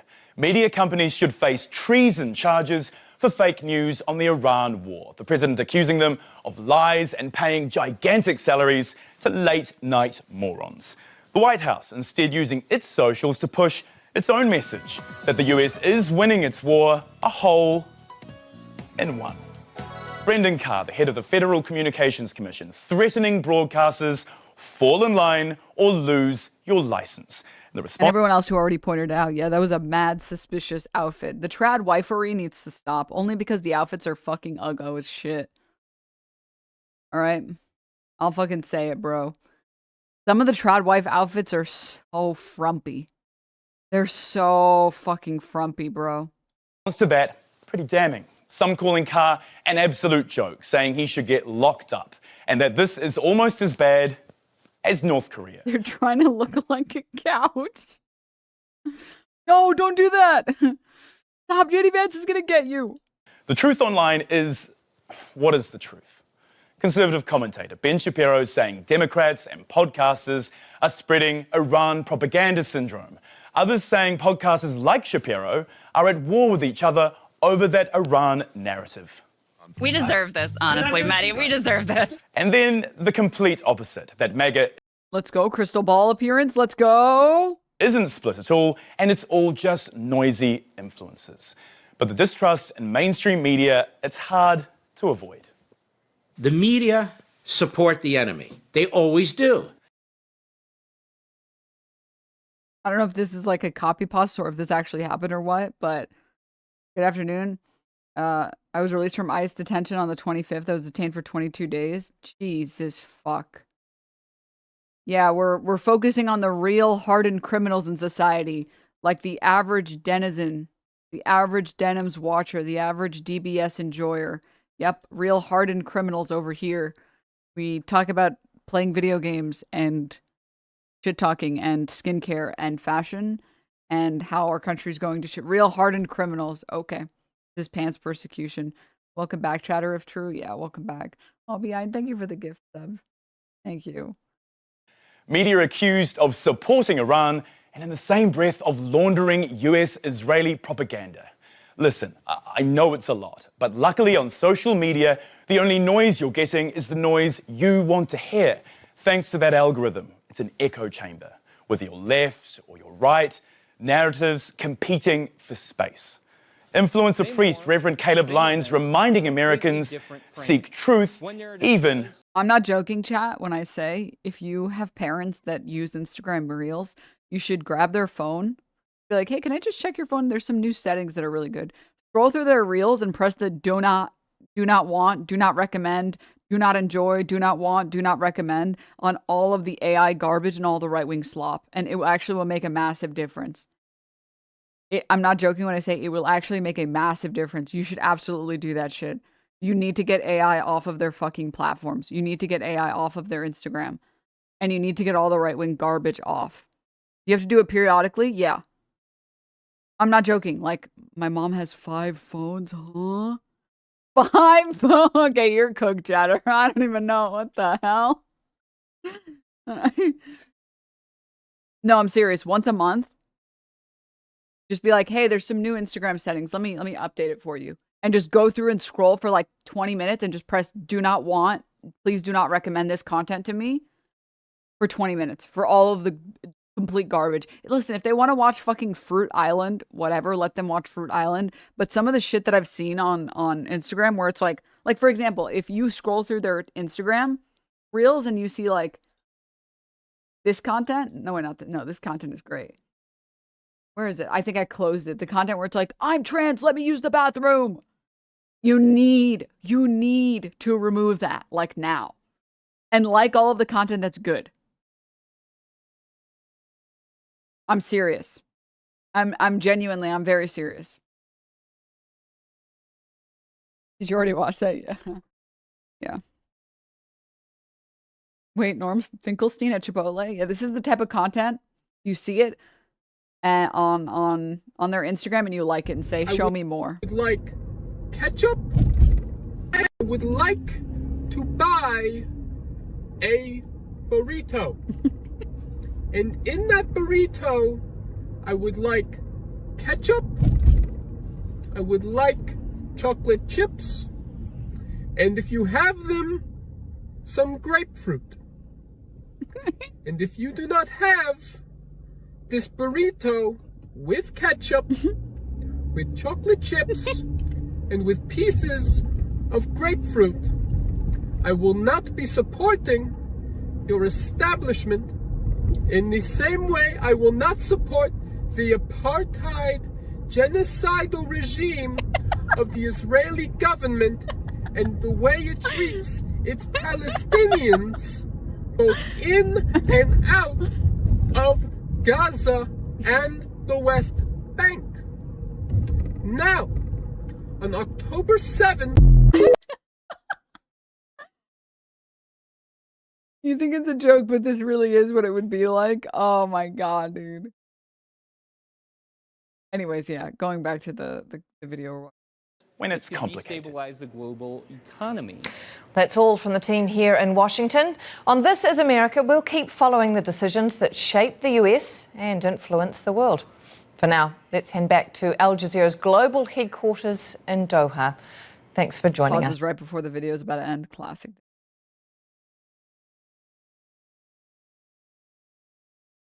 Anyways, yeah, I'm so serious, chat. I'm really not joking. I don't know about your parents. I don't know about every single parent in chat. Okay, I don't know every parent. Sorry. My ignorance is showing. But I know my parents are constantly having tech issues and they're constantly like, why is it not on? What do I do? How do I fix this? It's very easy to be like, let me update it. Let me update your phone. Yeah. No. For sure. Can I? Let me update it. A second. I don't know if it has your. This is the classic. Has your phone been slow lately? It's been slow. Yeah. Give me. Let me see this. Downvote AI video. Downvote AI video. Downvote AI video. Do not show me AI video. Do not show me AI video. Do not show me AI video. Here you go. It should be much faster now. They're just constantly doing these updates and then like close all of the tabs.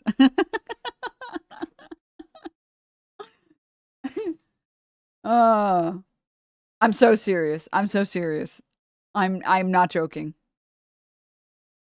I'm not joking at all. That's evil. No, you're saving them from fucking slop, dude. You're saving them from fucking slop. If you think your parents are not being radicalized by the garbage on Instagram Reels or the garbage on Facebook, you are very mistaken. All right. I'm getting word that I saw. Wait, I've successfully altered my mom's algo by spamming her with left-wing content, recommending left-wing media. I've also successfully deprogrammed her, and she's now a Democrat, was a lifelong conservative. She regularly watches Kyle, Hassan, Mehdi, Mike Denim's other progressive commentators. She sends me left-wing content. Yes! Number one thing I can say, anyone in here who has a white mom, you need to get the I've Had It podcast on her Instagram Reels. You need to get those Reels on her algo. You need to go and open it and like spam her account. You need to do this. I'm not joking. I'm really not joking.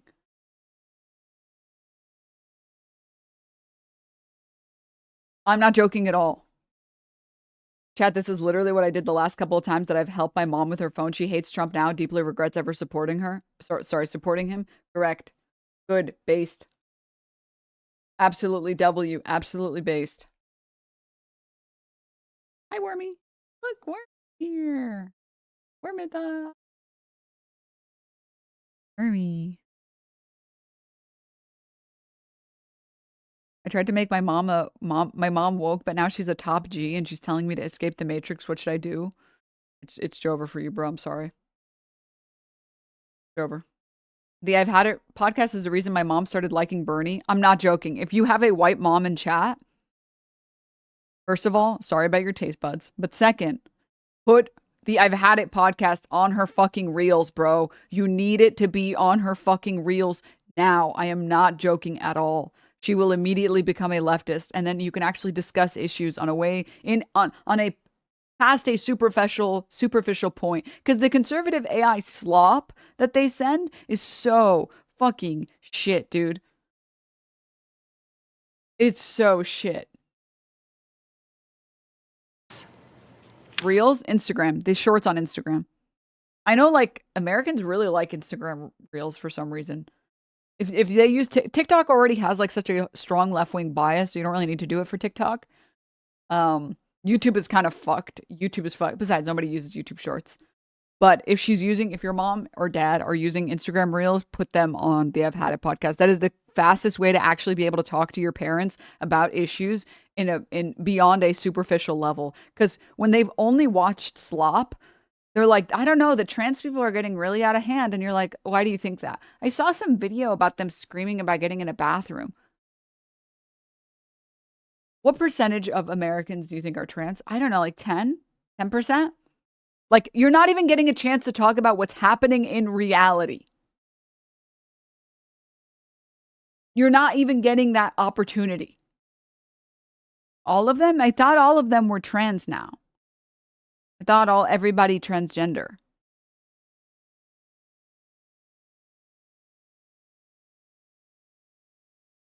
Facebook is also really bad. Yeah, Facebook is fucked. How much could a banana cost, Michael? 10.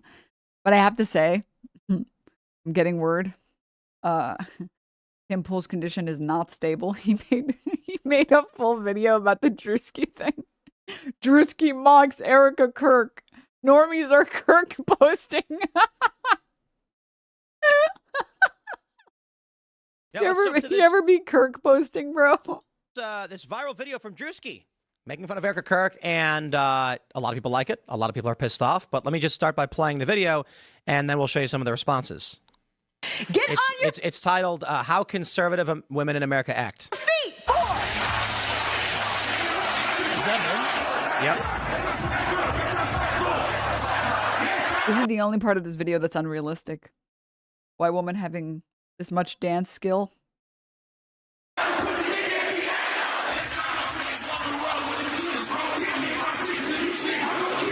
War is raging in Iran. We're praying for all the soldiers and troops. That's great that you're praying, but how about all the kids that died when the USA hit the towers? It broke my heart. That is the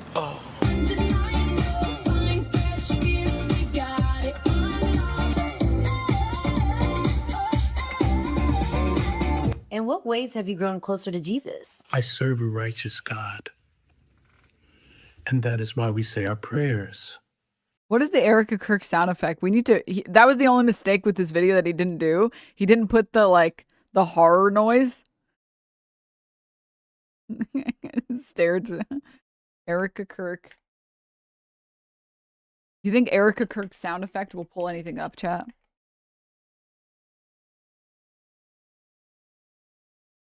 We did what we usually did before tours. We said our prayer, and we asked the Lord to protect us, and we asked the Lord that His will be done. That's what we did. That was the only thing that he fucked up in this video. He didn't add the. Maybe it's on soundboard or something. Maybe we can add it in. Let's see. Horror noise. That'll come up with anything. Horror noise.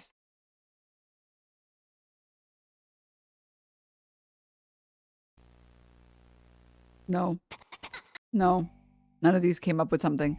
Well, if anyone has it, please. Otherwise, just imagine it, chat. Just imagine the spooky noise. We are all His children.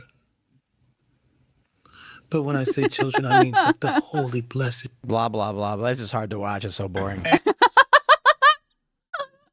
Copium. It's actually really boring. Like, it's not even entertaining at all. It's not even, funny. I don't even think it's funny.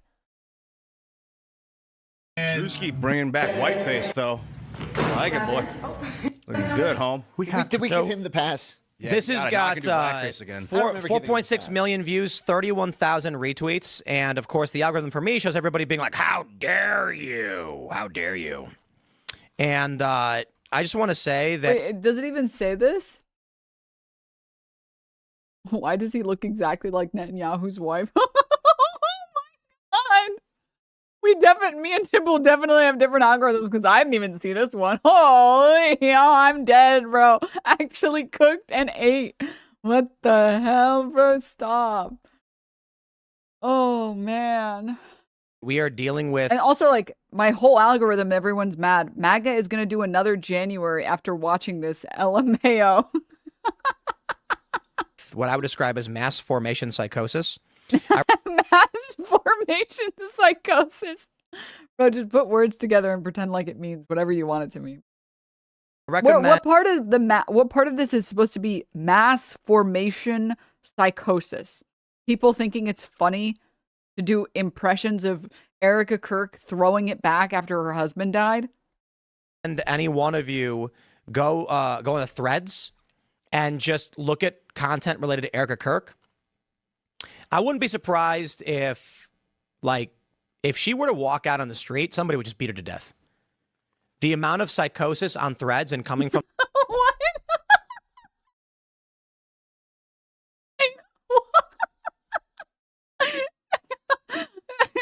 Tim Pool, Charlie Kirk is stable. It says, if Erika Kirk went outside, they would beat her to death. The escalation is so crazy. I don't even understand. On the left, and largely just women, has freaked me out. I was, famously, the right never hates women. On Instagram, it'll recommend threads to you. And usually the threads that I get recommended, let me pull one up. It's usually I don't know, Star Trek memes or something. Let's see if I can get recommended a thread and see what it tries to give me. And it's funny because whenever I want it to recommend threads, it won't do it. Now it's just recommending Malcolm in the Middle videos. Give me that thread. And it's not loading. But I'll go on Threads. And then I saw a post from some random woman with like 7,000 followers. And she said, God help me, Erika Kirk, you will get what's coming to you. Mark my words. And I'm like, what the does that mean? And then I start scrolling through these posts and it's women being like, as veiled of death threats that could be. And I'm like, this is just all over Threads. Just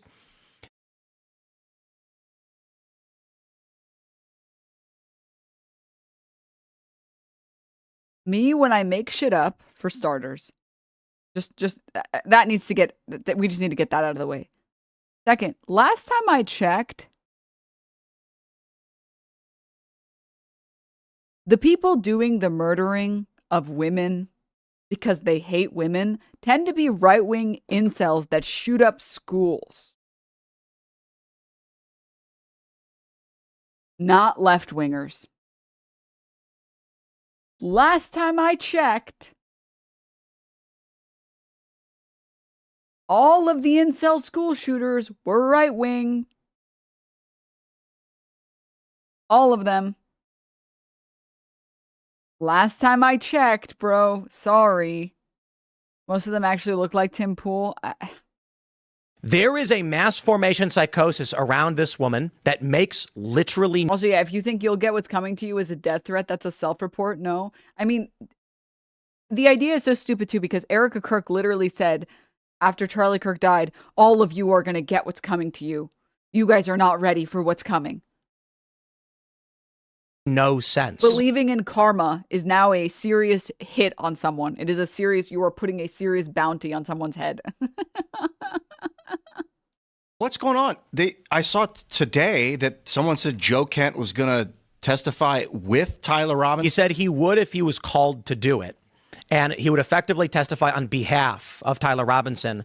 And I say effectively because his point was he was barred. He says Kash Patel barred him from investigating any foreign interference or other parties' involvement.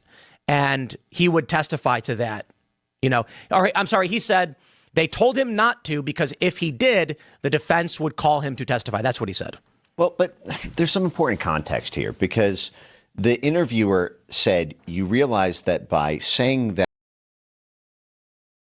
This guy is like the complete anti-aura of Aragachi.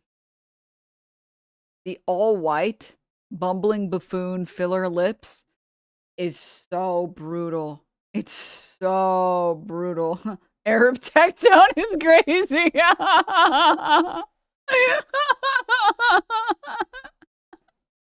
He's kind of giving, hello, spies, Mr. CEO of Reddit.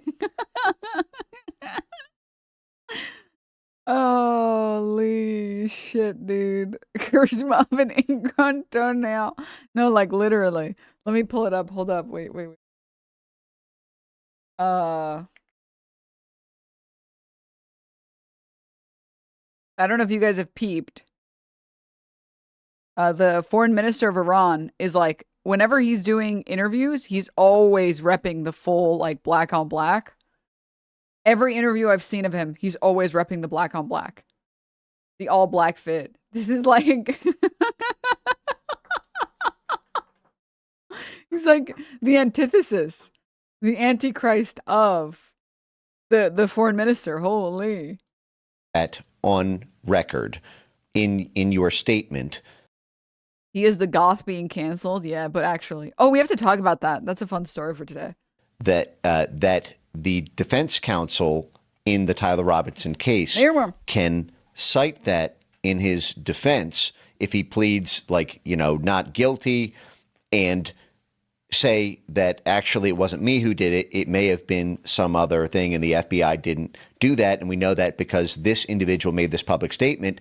And the interviewer said, so because you said that, you know that you could be called as a witness by the defense counsel to testify under oath that that is true. And he said, I recognize that I would not welcome that, but I recognize that I would do that. I will say this. Bro spent a full minute speaking and said absolutely nothing. Holy. I would bet large sums of money that just got Tyler Robinson found not guilty. Because I'm going to put it like this. Yo, if I was on the jury of any criminal case and the defense said, we're going to call this person to testify, subpoena him, and say, when you attempted to investigate potential ulterior stories or other suspects, were you barred from doing so? Yes, I was. I'm on the jury and I hear that. I'm going to be like, what? So the job is to investigate all avenues. I'm sorry. If I'm on the jury and there's a guy sitting there and they're like, there's no direct video of him doing it, but there is video of a person who looks kind of like him and there's all this evidence. But then you say, we did not explore all avenues. We were ordered not to do it. I'd say, well, now I have doubt. Right. But then the prosecutors would then call an FBI, someone in the FBI chain of command to testify that, as to the reasons for that. You'd have to. What's the reason? Well, you could argue that ODNI is not a law enforcement, authority, that for whatever reasons relating to, and again, I'm not invested or particularly up on the nuances of the Tyler Robinson case. Okay, whoever said he has the charisma of a toenail, an ingrown toenail, you're so right. It's so hard to care when he's speaking. Holy shit, I'm trying so hard. But I could see a world in which the explanation they offer is that, because of the time sensitivity and focus on the existing leads, expanding this and the delays that would cause in the process and the compelling nature of the evidence. That is not a good argument. Well, but a jury.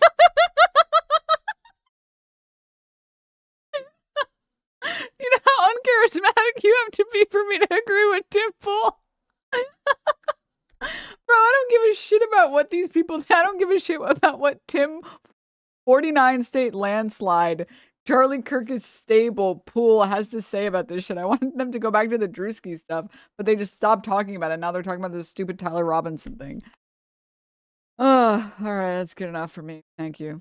All right, on to the Kash Patel hack thing.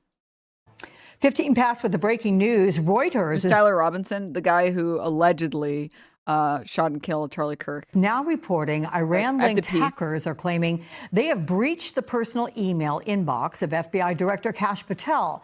Those hackers have published photographs of Patel along with his purported resume and what appears to be personal correspondence dating between 2010 and 2019. But MSNOW has not confirmed that any of those documents are legitimate, and DOJ tells our Carol Lenig they do not know the details of this apparent hack. Joining us now, former CIA Director and MSNOW Senior National Security and Intelligence Analyst John Brennan, and Jane Harman, former Congresswoman and Ranking Member on the House Intelligence Committee and President Emerita and Distinguished Fellow at the Woodrow Wilson International Center for Scholars. Welcome to you both. Director Brennan, how concerning is this report? And we want to point out the hack does not cover his time as FBI Director, but it does allegedly cover the time he worked in national security and counterterrorism at DOJ, and depending on how far into 2019, possibly his time on the National Security Council. Well, Alex, the Iranians have very, very sophisticated cyber capabilities, both from the standpoint of collection as well as disruption. And I'm sure that the war ongoing right now with Iran has led to an increase in their efforts and determination to target a number of individuals with their cyber hacks and capabilities. So again, I'm unsurprised that the Iranians are engaged in such activities. We've had to face it for the past 10 and 15 years in terms of what the Iranians have been able to do. And given that, the FBI director is a high-profile target, it's again, not surprising that the Iranians would do something like this. But again, I have to underscore just how sophisticated the Iranians have become and their ability to do things like this. Do you have any concerns, sir, that it goes beyond just being an embarrassment for Kash Patel and that could enter the realm of compromising national security? Well, again, it depends on. Oh my God! I thought it was an image on the right. I didn't realize it was a video. Holy shit! What the Iranians have been able to access, whether it's against Kash Patel or others, and to see whether or not what they have been able to obtain. Password Valhalla69. Gives them some type of insight into national security matters. But again, the reporting is that these were older emails from Kash Patel. Again, it's unclear exactly what the Iranians might have. But again, I think other officials also need to be extra vigilant during these times. So, Congresswoman, this comes after the president announced that he is once again delaying attacks on Iran's power plants. He's extending the deadline for them to reopen the Strait of Hormuz, this time by 10 days. Here's what the president had to say. Take a listen. Guys, I'm going to reopen it, all right? Guys, okay, you guys have 2 days. I will give you 2 days to reopen the strait. I will give you a week. I will give you as much time as you want. Can you please open it? Well, the Iranians asked me to do that, and I was not happy with them because I made a statement that we're having productive negotiations. I don't know that they get there. Maybe they do. Maybe they won't. And so I gave them a 10-day period. They asked for 7. You're going to say, oh, Trump's a terrible negotiator. They asked for 7, and I said, I'm going to give you 10 because they gave me ships. So that 7 versus 10 days, is this about Trump giving Iran more time or giving himself more time? They said they wanted a week. They didn't say that. I will make it 10 days. You have 10 days. You have 48 hours. You have 48 hours to reopen the strait. I lied. Give it 7 to 10 business days. Oh, your order was delayed. That's okay. Give it a month. Your order was actually lost. We lost your package. Sorry, we lost your package. They're saying, I'm checking right now on the website. It's saying we lost your package. Please reorder it. Please reorder it. We don't know where your package went. It's probably about both, but let me add to John's answer before, which is that not only do the Iranians have great cyber capability, but we have dumbed down our cyber defenses, both at DHS, DOJ, and DOD. That's been a Trump priority. Experts have been moved out. And so what happens next time? And by the way, your reporting was that Reuters found this out because the Iranians claimed credit. It isn't that our intel agencies found this out. And I would just point out, it's not just Iran. China has incredible cyber capability. And when I chaired the Commission on National Defense Strategy in 2024, we were briefed on the fact, it wasn't classified, that China might try a major cyber attack on U.S. infrastructure ahead of or contiguous with some effort. Forget about China. Just look at Russia. Labeling Russia as no longer a cybersecurity threat and basically being like, yeah, please walk on. Come on. Firewall is open, people. Come on, go for it. Hack whatever you feel like hacking. And then pretending like Russia isn't allied with Iran at all. Super safe. Super great idea. You know, I personally think Iran should just release all of the Epstein files. I think if Iran released the Epstein files, Americans would start fucking converting to Islam. To annex Taiwan. So we're not ready for this. You asked me, sorry. No. What was the other thing you asked me? Well, I was asking you about whether this 7 versus 10 day time frame, and you said both. I mean, you did answer it. You think it's both. It's serving both Iran and the president, giving himself more time. Well, let's see what the deadline is tomorrow morning or tomorrow lunch. I mean, his deadlines move around very quickly. And remember the TACO acronym, Trump always chickens out. I want to add to that. The CACO acronym, Congress always chickens out. Let's see what the House does with this. CACO? CACO?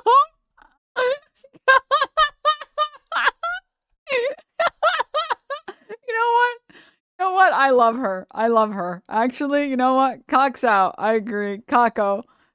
Congress always chickens out. I totally agree. TSA bill now.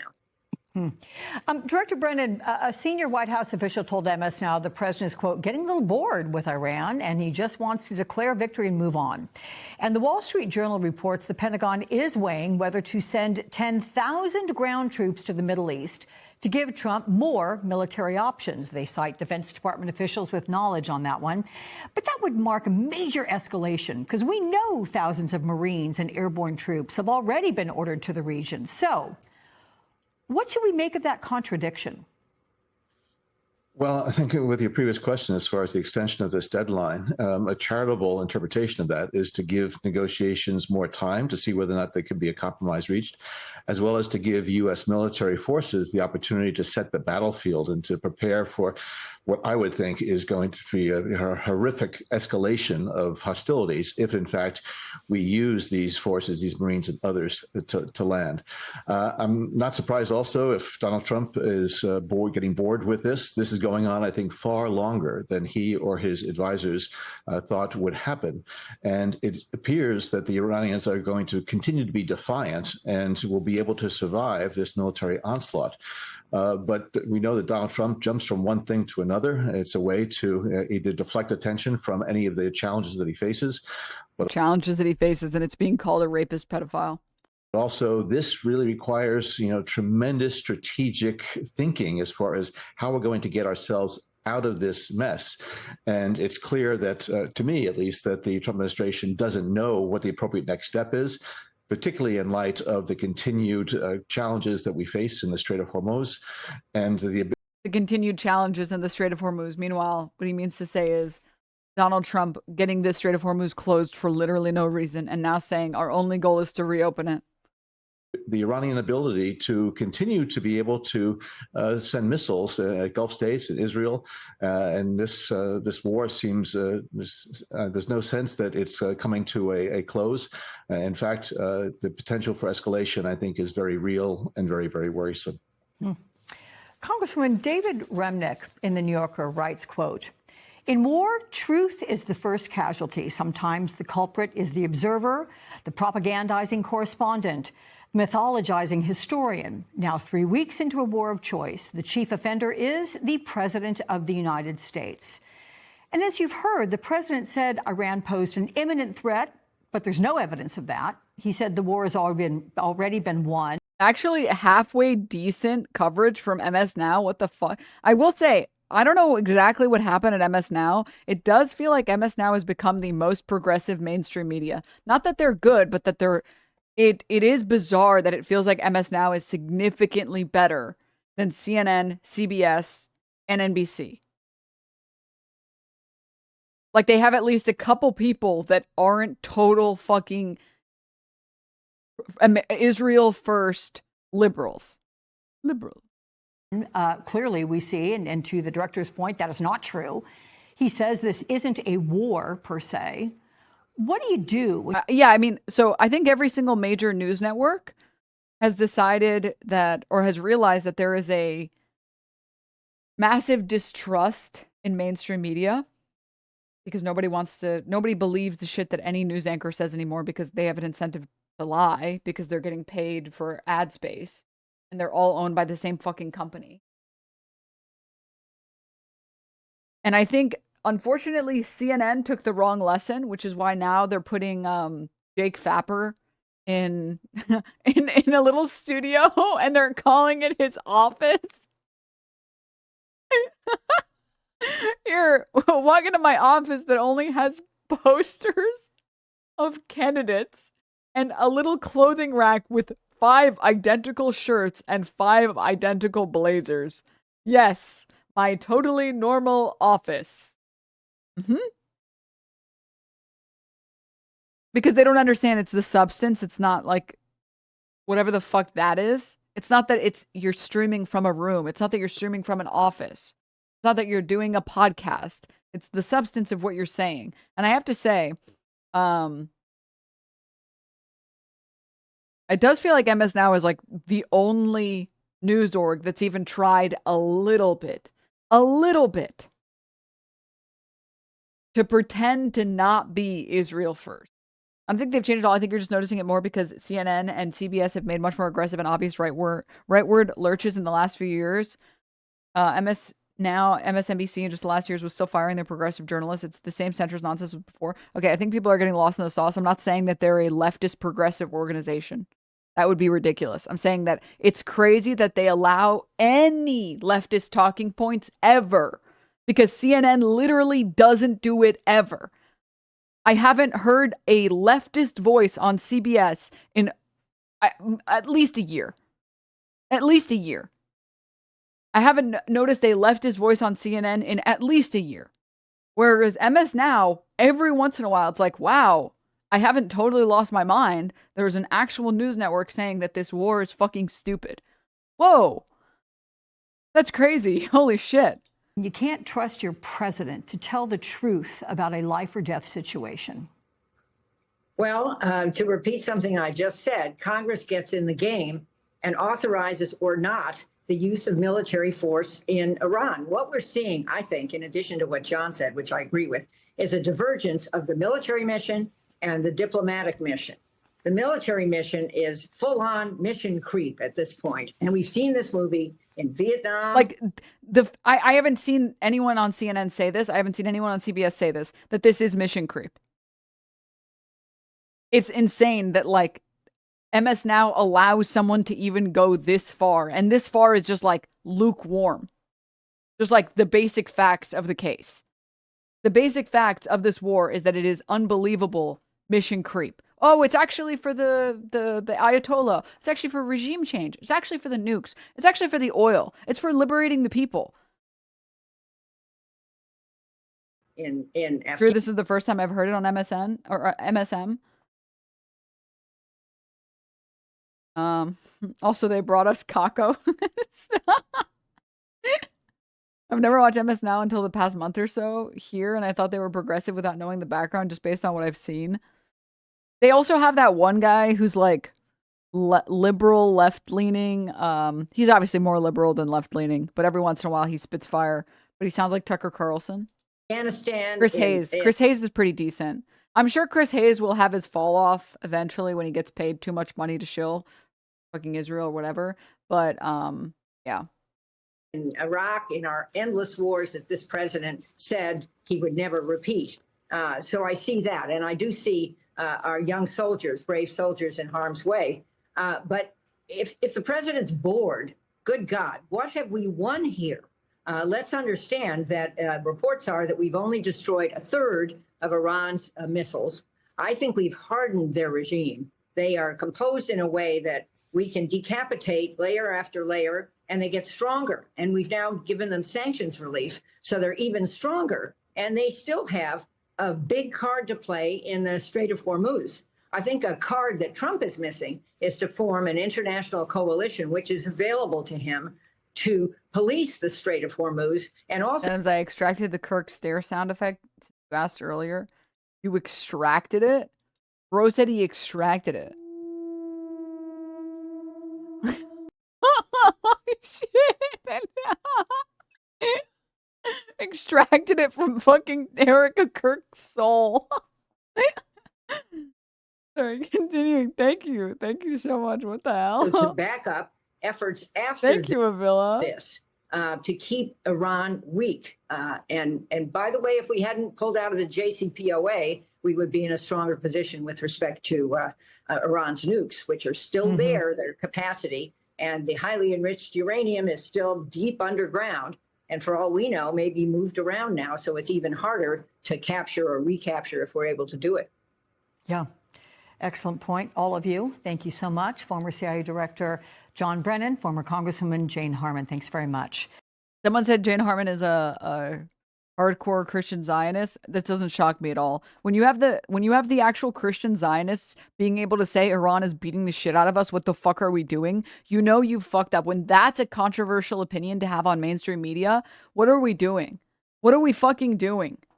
When you even have the Israel first people saying we don't know what the fuck we're doing in Iran, that should be a wake-up call for everybody. So I have to say, MS Now is like the only news organization that's actually taking advantage of the fact that CNN is a shit show, CBS is a shit show, Fox News is a shit show.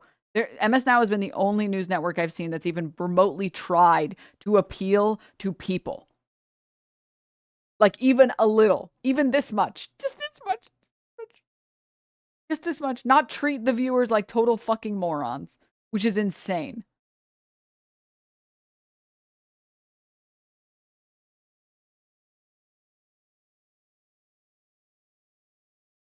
I love winning. Everybody having a good time. Exactly. Caca extract on sale now. Stop. Are the nukes in the room with us now? Yes. They just aren't reading from the same script. Yeah. Chris Cuomo used to go on CNN every night and rip Trump a new one. This was not that long ago. Yup. Yup.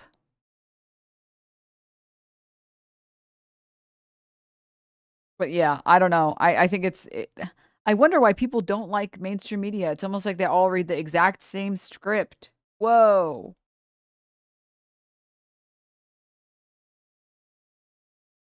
Oh my God. Anyways. Ripped a new hole. What? All right. CNN has had its own journalist team in Iran since day 2. Yeah, but whether or not they choose to cover certain stories is what matters. And the reality is CNN doesn't. I think the only story I saw CNN cover that nobody else had covered was the oil rain. That was the only thing that they covered that I saw that I was like, wow, that's actually pretty impressive. Must interrupt this broadcast with footage of Austin show going through TSA.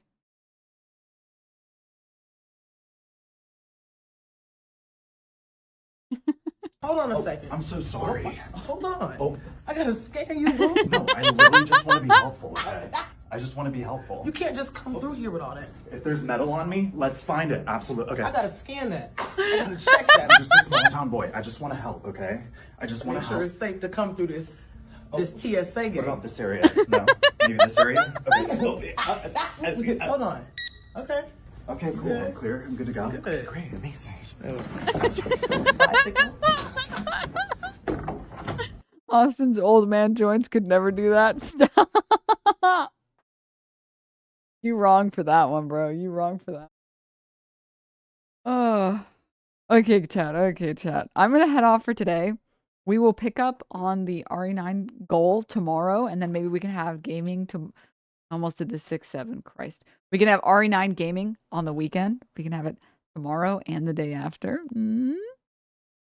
But I'm going to head off. I don't know why I'm so tired today. I feel like I had a full, 8 hours of sleep. I don't know what the hell. I don't know what the hell's wrong with me. But anyways, I will be back again tomorrow. We'll do some nice long streams and we'll get some gaming in. And then I do think it'd be really fun to play RE 5 and 6, but I would want to play it with somebody else. I would want to find someone else who'd want to play those games through. It's just such a commitment, but they're such fun games. I know everybody hates those games, but they're so fun, dude. 5 is good, 6 ain't worth it. Bro, I've played 6. 6 is hilarious, okay? You just need to play 6 like it's a it's a JRPG, okay?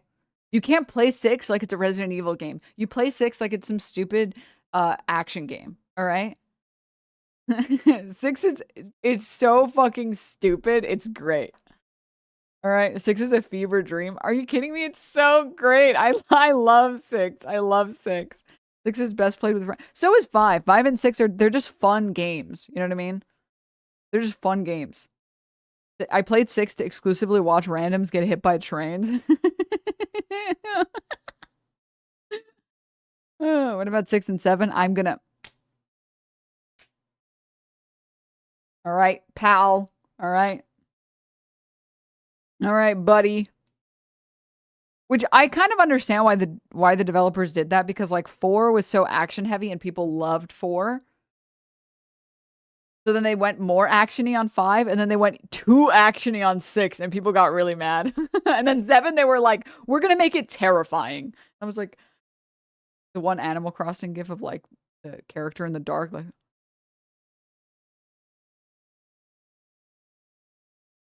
I don't want to play this game. It's too scary. All right. But anyways, guys, I'm going to head off. Sorry, short stream today, but we will be back again tomorrow. We have a lot of stuff to get to that I didn't get to today, but that's okay. Please have a great rest of your day, everybody. Stay hydrated. Tell your homies love them, and I will see all of you guys tomorrow, everybody. Bye.